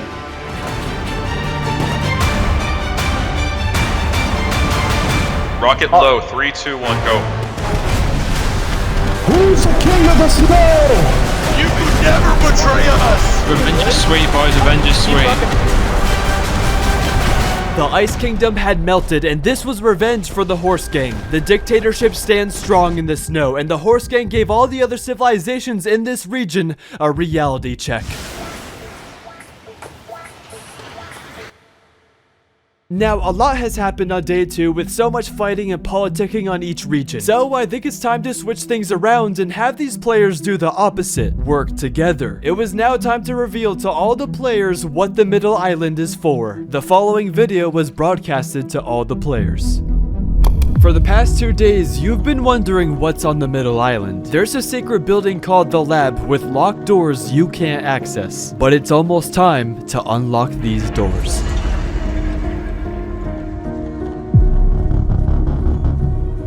Tomorrow on day 3 at 3:00 p.m. Eastern, these doors will unlock. I will be located in the basement of this building with a new weapon called the chemical bomb. And the first person who reaches me in the basement will receive the chemical bomb. But you can't use it right away. You see, when I hand it off, I'm going to activate it, which is going to start a 4-hour timer for when the chemical bomb can be used. Wherever you take this chemical bomb, it can be seen live on the map moving. The entire server will know you have this weapon, and they will be after you. But what does this chemical weapon do? You see, when the 4-hour timer is up, 3 custom MLRS trucks will be spawned in the Middle Island. 1 for the grass, 1 for the snow, and 1 for the sand. When the timer for the chemical weapon is up, you can submit it to one of these trucks in the box and press the button.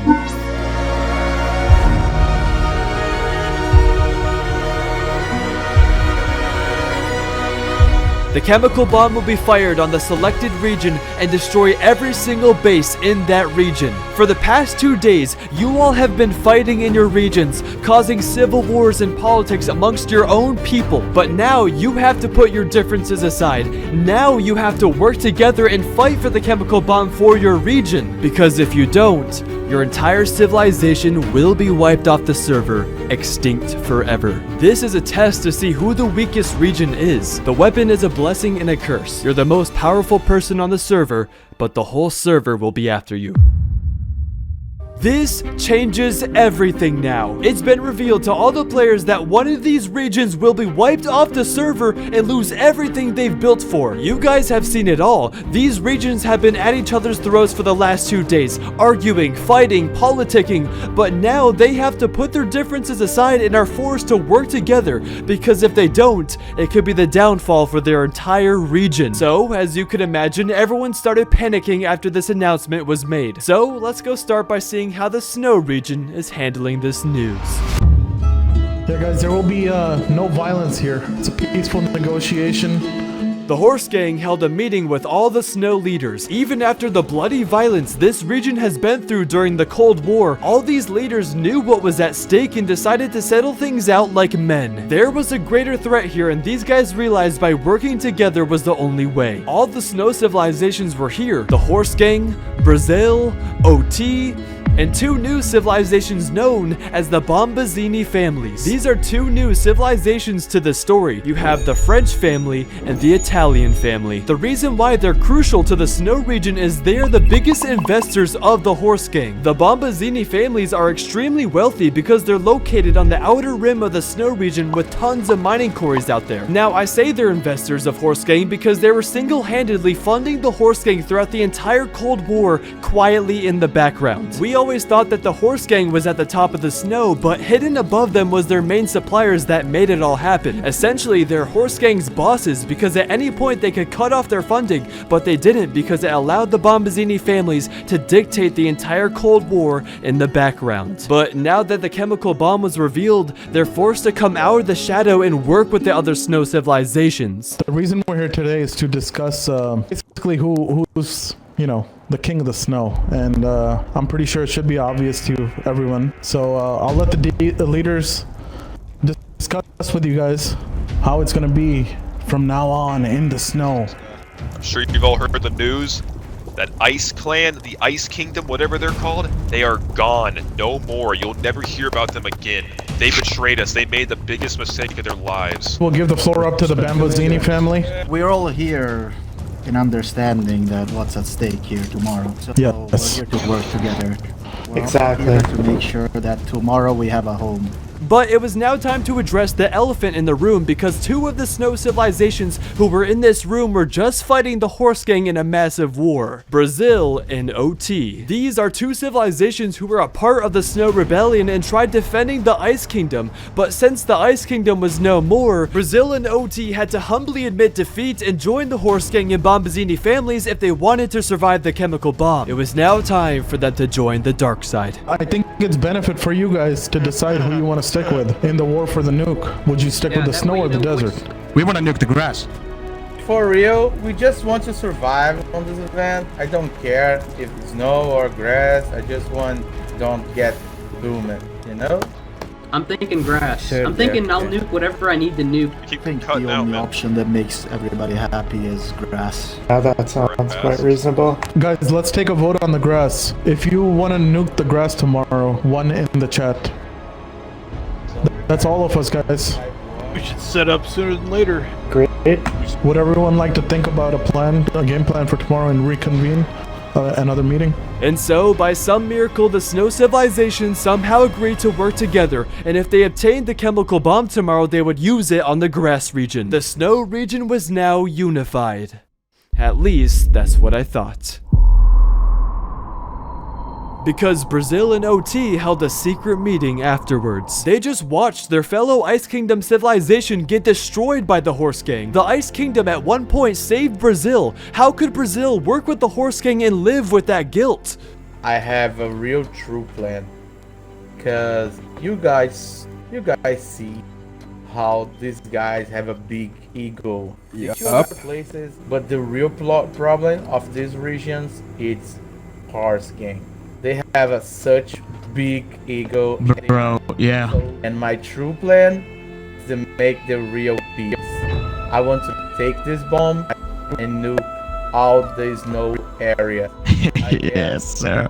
Doing this, we will clear the really evil of this event.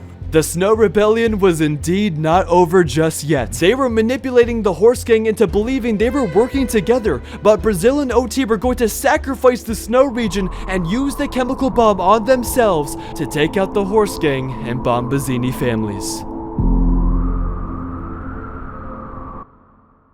But with that being said, it was time to go see the Grasslands' reaction to the chemical bomb. So let's start by visiting our old friend, Barack. Now, Barack had found a homeless man on the side of the road named Coconut B. They quickly became friends and were driving to an open meeting held by the entire Grass region. Dude, I'll be real with you, Barack. Like, I think you guys might be We'll try to figure it out, dude. I hope we can. I mean, like, here's the thing, is like, if we're able to, like, unite the entire grassland, I mean, we'll be good, man. Yeah, like, we could definitely take out, like, snow or desert or wherever the f we want. I want to drop a nuke on one of them, dude. Barack and Coco arrived to the open grass meeting, but they'd soon find out the state of the entire grasslands.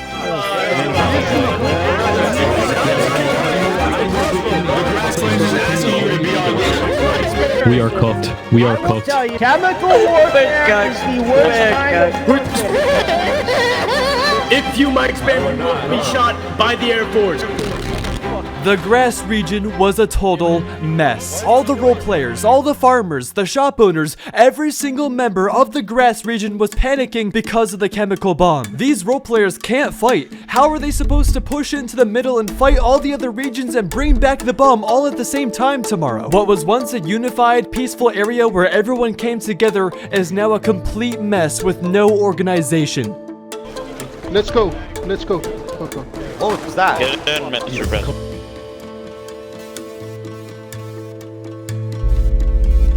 Finally, it was time to go see how the desert reacted to the chemical bomb announcements. Honestly, this region benefited the most out of this announcement because they were already unified. Since the Triangle Union were the only civilizations in the desert, they had no one to fight, therefore were already prepared to get the chemical bomb together. However, they did bring in one new member to the Triangle Union. You're proud Bone Father Max. The way I see it, this is a unique chair. There's only one of these. If anything, you know, this chair's more valuable than the Ice Thrones, you know? Yeah, look at that. That's So true, that is comfy. true. A nail digging into my leg. And your bone father now. I'm a bone father. You have to agree with us now. Max had become a Bone Father and was given a seat on the Bone Father's throne. So this actually marks for the first time a civilization leaving their region to join another one. Max had been tired of living in the Grass region because of all the hate and decided to move to the desert since this region has always shown him love. So Max gathered all his soldiers to pack up their things and leave the Grass region together and cross the borders to build a new civilization in the desert.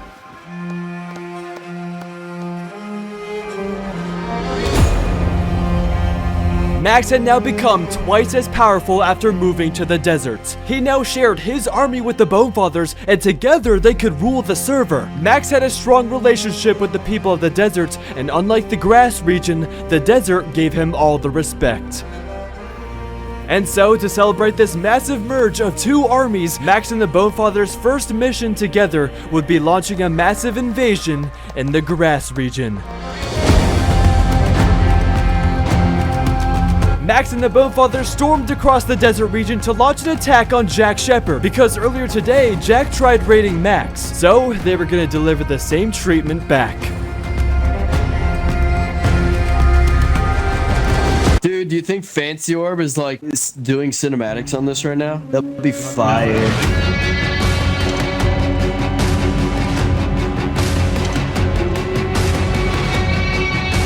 It was kill on sight. No one from the Grass could know this attack was coming, so Max and the Bone Fathers killed anyone in their path.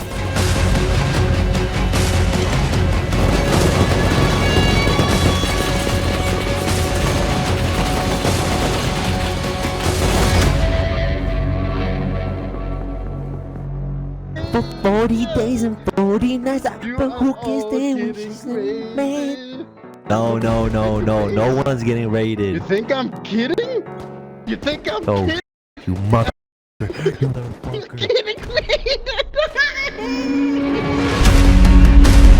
Max and the Bone Fathers began raiding the vault. This is the building that holds all the revenue made from Jack's hotel. And then once they raid the vaults, they move on to the hotel where all the customers were located. The vault had the strongest building material possible, high quality metal, but that didn't matter for the Bonefathers because they were slamming their way through. Because this was a surprise attack, the Grasslands people had no time to prepare, and soon enough, the Bonefathers broke into the vault, stealing all of Jack's revenue from the hotel. But Jack Shepherd grew his reputation throughout this event. He was known for helping so many role players and farmers and was a major part in keeping the grass community together. And when the Grasslands heard he was being raided, they didn't take lightly to this. All of a sudden, out of nowhere, a ton of grass soldiers pulled up to the raid to stop the Bonefathers, to prevent them from reaching the hotel. Now this was a fight, and now it was the Bonefathers who were in deep trouble because all the grass civilizations were sending their troops surrounding the desert. It was like something kicked in for the grass region. When they found out Jack was being raided, it made them realize they needed to work together in order to beat the desert and snow regions tomorrow. After all the arguing and politics, they put their differences aside just for this one time and finally worked together, and this forced the Bonefathers to retreat from the battle and pull out of the grasslands. It was unwinnable for the Bonefathers. They had no choice but to cancel the raid on the hotel because too many grasslands players showed up to defend Jack. Now, although Jack's vault was broken into, the grasslands people saw this as a victory because the hotel wasn't raided and they managed to kill a ton of desert soldiers when they were retreating. This was the motivation the grasslands people needed to win the chemical bomb and defend the grass from going extinct tomorrow.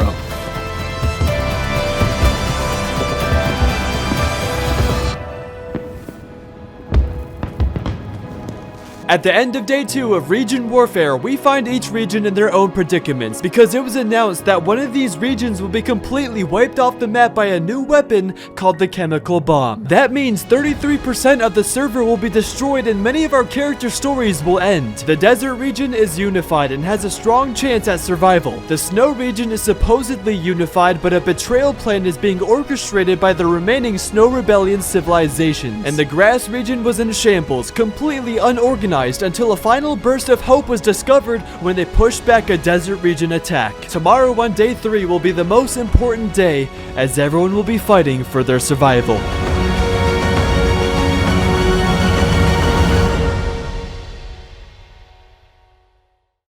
Welcome to day 3 of region warfare. The doors to the middle island will be opening in about 30 minutes and already teams are preparing. Since you can't build on the middle island, some civilizations were building as close as possible, right on the outsides of their region, building bases, storing backup loot and extra spawn points in case they die. As you can see on my radar, all the players were migrating over surrounding this island. Everyone was preparing to fight for this chemical bomb that can wipe out an entire region. I checked with the snow first and they seem to be constructing some kind of blockade. What is this you're constructing here? What is the purpose of this that you guys are doing? Well, basically, we're making it so that nobody can build in the radius. So we have our main TC there, and we're extending it. So if you don't have that main TC, you can't build anywhere on this like coast. Horse Gang, the Bombazini families, Brazil, and OT were actually all working together, everyone doing their part so they could protect their region from being nuked. Over in the desert region, Max and the Triangle Union were building multiple bases outside the middle island. Now, here's their plan. The Triangle Union would be the 3 civilizations for the desert pushing into the middle island. Meanwhile, Max will take his soldiers to the grass and form a blockade to prevent the grass region from entering the middle island. If this goes to plan, this means we'd only see the desert and the snow regions fighting for the bomb. Max was so obsessed with the grass region, and now that he wasn't a part of their region anymore,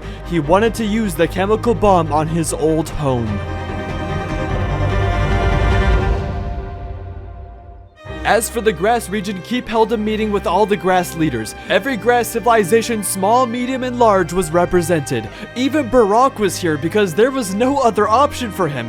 Everyone had to be united for this. These players were scared because they were just role players. These people can't fight, but they're forced to or else they'd face extinction. With the desert already attacking them because of Max, they already know one region is after them. And little do they know, the snow region also wants to nuke the grass. We want to nuke the grass. I'm thinking grass. The only option that makes everybody happy is grass. So, Keep called up his new grass general, Diamond Kid, formerly known as the Goofy Pizza King. Since Diamond Kid was loyal to the grass and he has shown that to Keep, there was a strong friendship here. Diamond Kid, please come on the table and explain your plan, please. Okay, so we all know A lot of people here have beef, but we have to put all of that aside, okay? Our island is separated, and it's under threat of the desert. If they get that bomb, we are cooked, okay? We need to get this bomb. If we don't get this bomb, everything you've built, everything you've worked for, it's gone. So, here's the plan. We're all gonna take our best PvPers from each and every one of your teams. We're gonna put them all in the same team UI. All the PvPers are gonna go in a formation, all spread out. We just have to make sure that we get that. We are the only people who have the chemical bomb, and we bomb the desert, okay? Down with the desert. Because most of the grass region players couldn't even shoot a weapon, the strongest players from each civilization sent their best players to serve under the leadership of Keep, and together they'd fight for the grass region in an attempt to bring back home the chemical bomb. Now that we've seen all the plans from each island, it was time to get ready to open these doors. As a recap to you, the doors to this building will open and I'll be located in the basement with the chemical bomb. The first person to reach me will receive it, and it has a live tracker on it so anyone on the server can see its location. The only problem is the bomb will unlock after 4 hours. So whoever gets the bomb has to defend it for 4 hours, and since the location is live on the map, everyone will be after that civilization. Once the 4-hour timer is up, the middle island will spawn 3 missile launchers, one spawning for each region. Select a missile launcher, put the bomb in, and everything in that region will be destroyed. Every single civilization. A lot is on the line here because this bomb will essentially wipe out 33% of the server. Okay, is there anything else anyone needs? Look at your ammo, your meds, make sure you have both attachments. Now, I was just getting prepared with my admin team because the admins for this event will be guards throughout this building. But as we were getting things set up, one of the admins said this. Fancy. Shoot. You might want to see this. What? S20. Thank you. Oh god. Holy shit. Oh my god.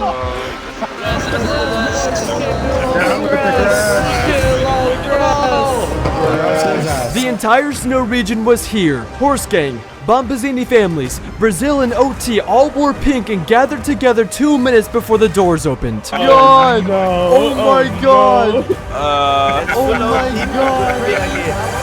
We're about to get slammed. It was 2 minutes left before the doors were opening. Max had taken his soldiers across the grasslands border and was positioned in a forest ready for an ambush. Meanwhile, the Triangle Union arrived to the middle island positioned on the other side away from the snow. Who was going to make the first move? Listen real quick. After my UI dies, I don't want any of you returning. We're gonna let OT and Brazil handle it, okay? Fighting out a UI will not be fun once the grubs get these kits. Everyone know their plan, right? Know what we're doing? Yep.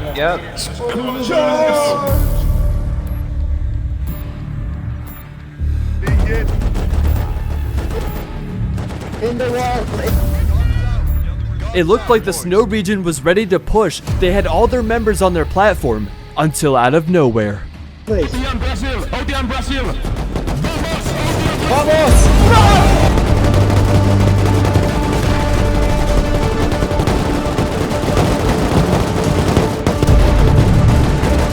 Brazil and OT were betraying the dictators. It was a betrayal like no other. No one knew where to shoot because it was impossible to tell who was betraying. Everyone was in pink armor. The snow was falling apart minutes before the doors were opening, but this was a part of the Snow Rebellion's plan after yesterday. Doing this, we will clear the really evil of this event. All civilizations took heavy casualties after this, but this was the Snow Rebellion's only chance from stopping the dictatorship from growing in the snow.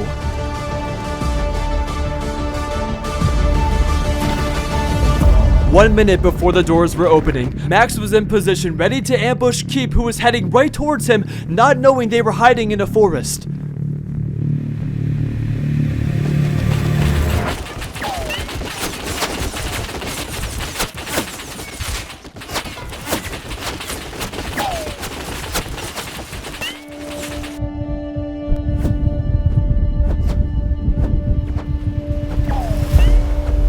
One by one, Keep was forced to watch his soldiers die in front of him. Once again, the grasslands were held back due to the actions of Max. There was nothing Keep could do except watch his men helplessly die, knowing that they weren't going to make it to the middle island. After taking so many L's, the people of the grasslands started questioning Keep's leadership. How long until more people abandon the grasslands and lose hope for this region? Max's ambush was a success, and now the desert region has a huge advantage for winning the chemical bomb. With just seconds before these doors opening, all regions and civilizations were making big plays trying to outplay and outsmart each other. From the snow region, OT and Brazil were ready to push in, while the Horse Gang and Bombazini families had to catch up after the betrayal. Meanwhile, the grass region was completely ambushed, and Max held his blockade to prevent the grass region from entering the middle island. And the Triangle Union Alliance from the desert region had their full armies outside the doors ready. But it was now time to open these doors. I'm scared. Doors open, doors opening, doors opening. Uh-oh.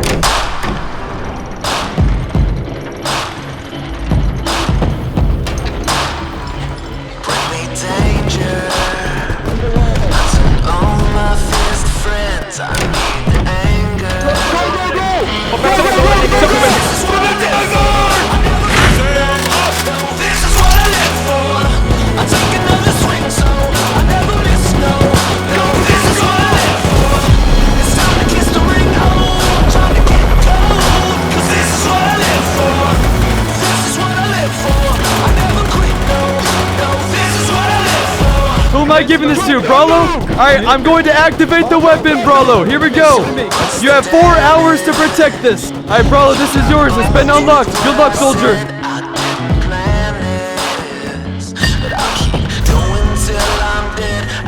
Brawlo, leader of the Bone Fathers, had secured the chemical bomb first, but his next problem was getting off this island alive. All he had to do was leave the building and make a run for it. Thank you, Fancy. Alright, Brawlo's got it. Brawlo's got it.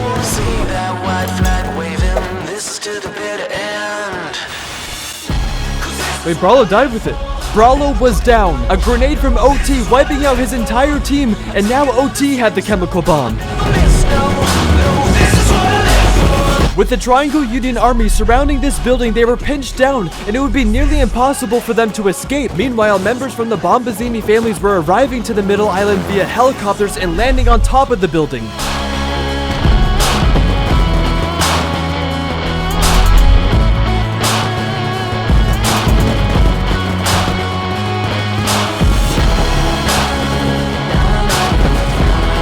The OT member who had the bomb went up these stairs until he was shot from the back. And it just happened to be the leader of the French Bombazini family who snuck in from the roof. He knew he had the bomb. With everyone distracted fighting each other, he quickly ran all the way to the top of the roof, waiting for an escort. It was gonna be risky, but this was his only chance of making it out alive. And so his escort arrived and he quickly made a run for it.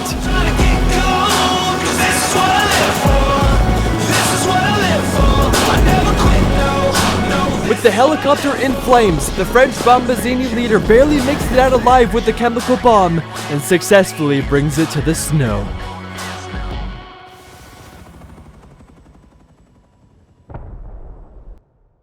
The French family had brought back the chemical bomb to the snow, meaning the dictators of the snow now had possession of the most powerful weapon in this event.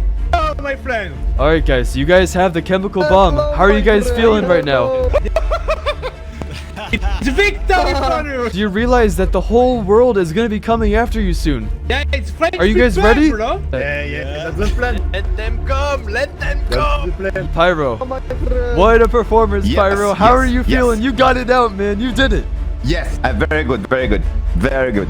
I'll let you guys focus up. Good job. I'll be watching. Yes, very good. Have a good evening.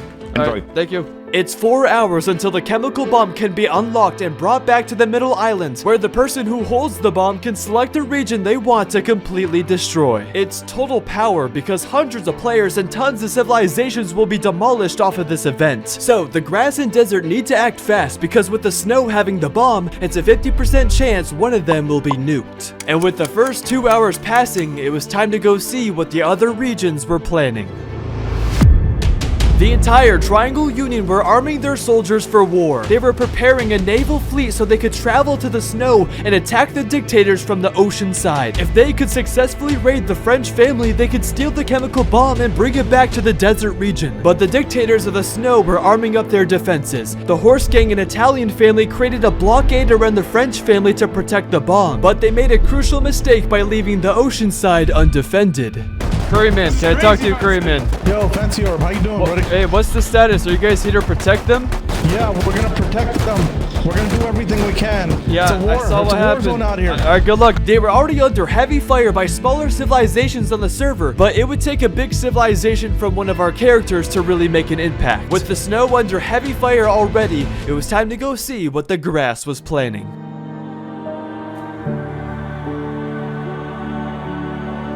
It was sad here. Players from the grasslands were actually leaving this region because they had lost all hope of survival. After not even making it to the middle island during the chemical bomb event, these players completely gave up on Keep. The villages were empty, the businesses closing down, and the farms were dry. It was like this region had completely lost its identity. We just proved to everyone that we are not organized in the slightest. But there was one person who still had hope for this region.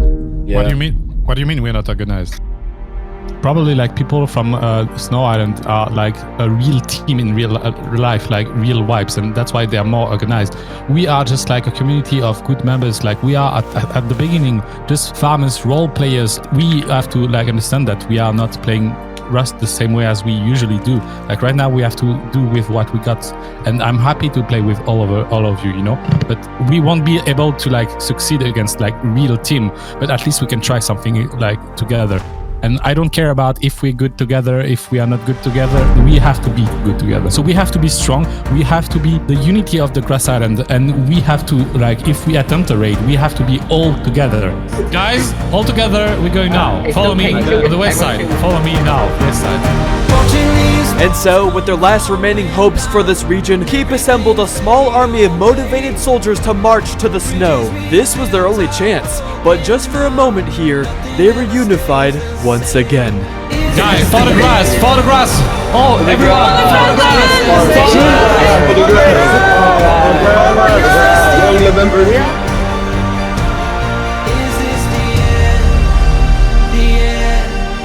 Meanwhile, all the desert region were leaving for the snow. The Triangle Union, along with Max Mears, gathered all their soldiers for the final battle. All regions were now merging over to the snow, which means we're about to see all regions fight for the weapon that will decide one of their fates. The snow held their ground knowing what was to come. With 1 hour until the bomb was unlocked, all they needed to do was defend this island. Is this the end?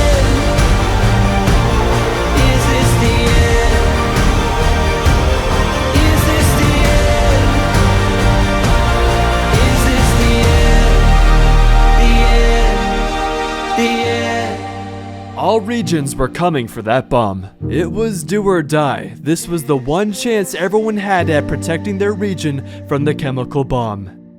And the grass region was first to be spotted. I can't hear anything. 50? Where?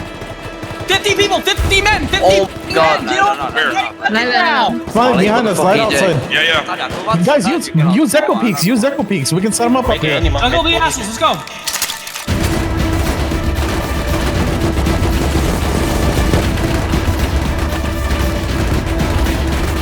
The grasslands had made contact with the horse gang, which split up their blockade. Meanwhile, south of them, the Triangle Union was arriving to the snow.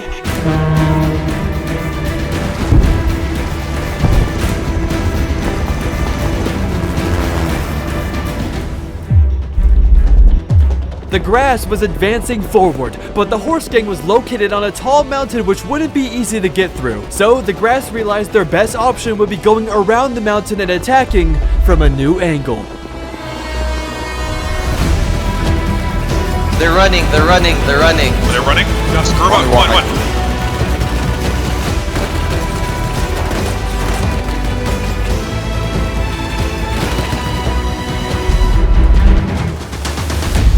Meanwhile, the entire Grand Army of the desert region had built their raid bases and were prepared for war. They marched their troops over and began raiding the French family. This now was turning into a massive battlefield as the Italian family came to the support of the French family and pushed their forces at the desert. Everything is on the line here, and all civilizations are fighting for the most powerful weapon on the server that will wipe out one of these regions off the event.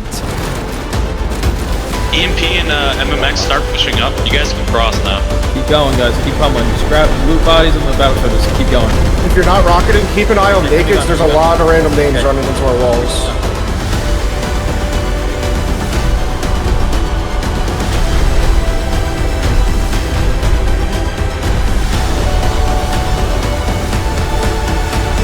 Back over to the grass region, they were slowly making their way past Horse Gang.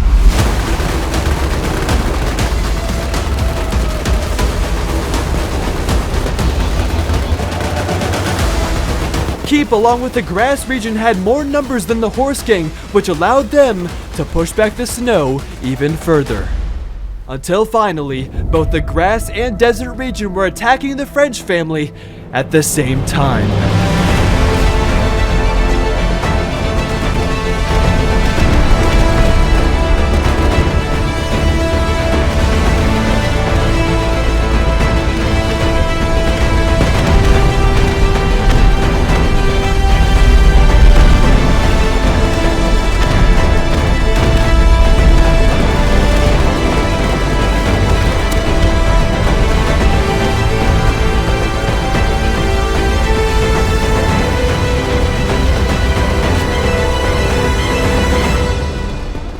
You see, the thing about this raid is that the defenders have a home field advantage. The raiders can't go all the way back to their regions and bring more rockets and ammunition. It would take too long, and so they have to be all in for this. And the dictators of the snow are doing a great job at defending. They're trying to seal. They're trying to seal. Guys, do not let them seal. Do not let them seal. They already did. They just built. They just sealed the whole China wall. No way. They pushed out left side. And soon enough, the raiders were starting to lose hope. You guys just want to pull up? Yeah, I think we just pull out. There might be there might be people in front of us, so we might need to get rid of them first. I'm dead, guys. So I got 100 second back timer. GG's. Are we all dead? Yeah, we're dead. Like, and the dictators were gaining motivation. I just killed so many. I just killed so many. Hundreds dead. Hundreds. This is murder. This is murder. Right now, it's literally us against the world. So we're just trying to kill all the grass and snow goobers that are outside. Dude, they're tilted. Without the OT Brazil portrayal, this never happens.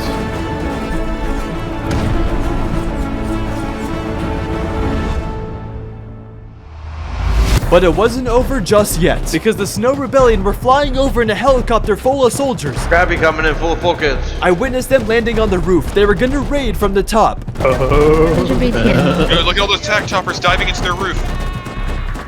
Oh, MLR's coming in. Oh, he killed them all.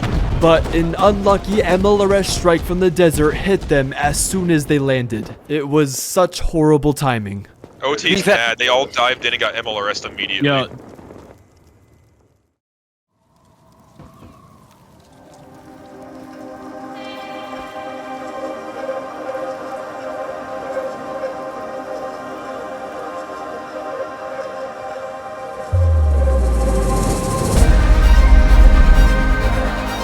The snow had won, and the dictators stand victorious. After being betrayed not once but twice, they deserve this recognition after pushing back the desert, grass, and snow regions all at the same time.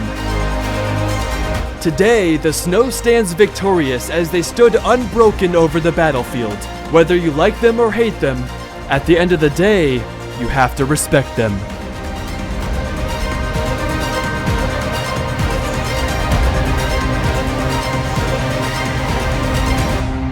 But it wasn't over just yet, because they still have to bring the chemical bomb to the middle island where all regions were protecting their missile launchers. It's still anyone's game, because the bomb could change hands at any point when bringing it back to the middle island. As for the Horse Gang and Bombazini families, they strategized, knowing that this could be their final moments together. The snow had brought these civilizations together, and the Horse Gang were going to be the ones to launch the bomb.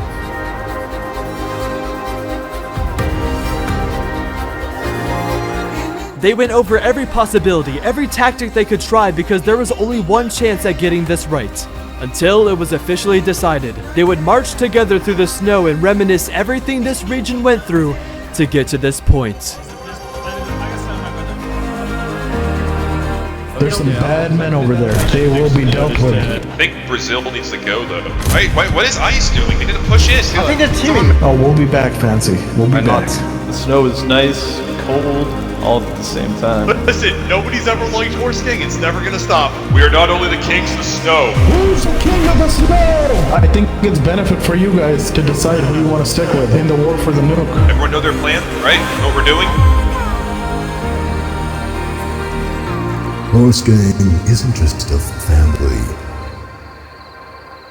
It's a legacy. Are we ready to start running? Let's go, guys. Let's go. Let's go.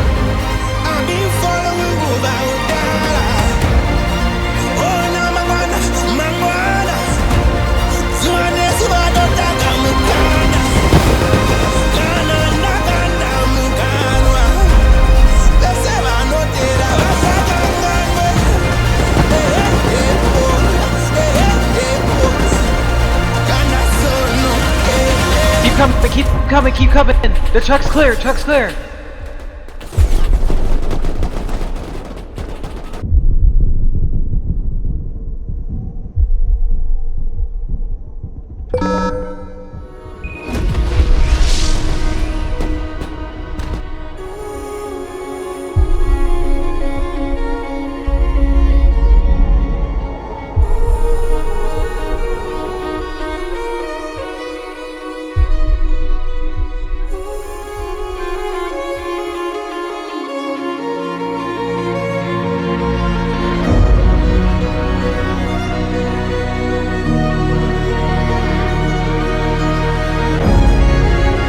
We did everything for the peace. Now we can go out in peace. Alright, guys. Looks like last drink's on me. I'm sorry, guys. I couldn't stop them. They can take our lives, but they will never take our freedom.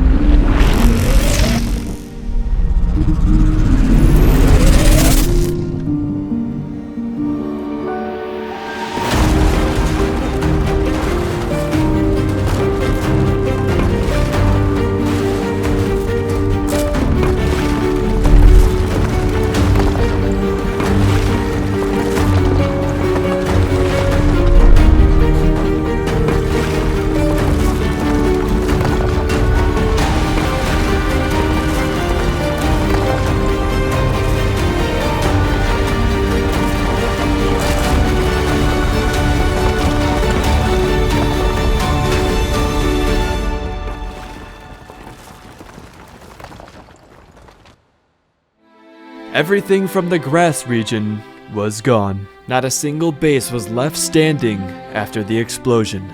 The grass region once had a beautiful society where everyone contributed for this community. It had the most friendly players in this event, with farms, businesses, and community gatherings. But because of a few bad people from this region, everything just went downhill. However, in the calm following the chaos, the horse gang took a moment to reflect on the gravity of their actions. Despite being enemies, the horse gang recognized the bravery and spirit of the grass people, and so they planted hundreds of graves as a tribute to the lives lost and a gesture of respect for their former enemies. War had placed them on opposing sides, and although victorious, horse gang reflected at what cost. With the many highs and lows this region went through, in the end, it's important to remember the heroes of the grass who put this region before everything.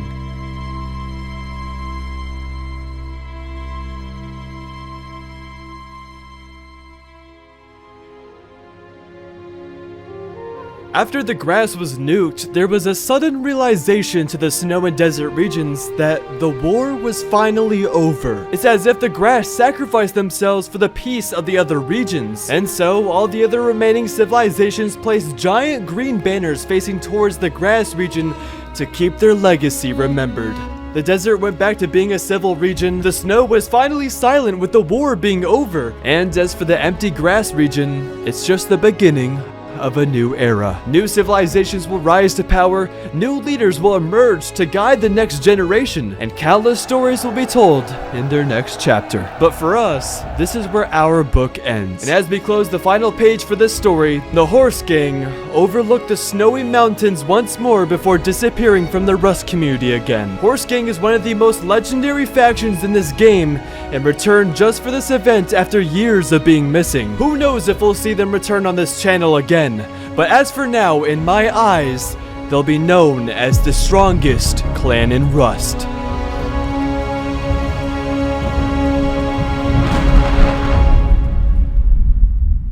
Now, if you watched my full 2-hour video, I think it's worth considering subscribing, especially since we're closing in on 1 million subscribers. If you want to join events like these, join my Discord. It'll be pinned in the comments below. And stay tuned for more Civilization videos, because in the next one, we go back to Earth.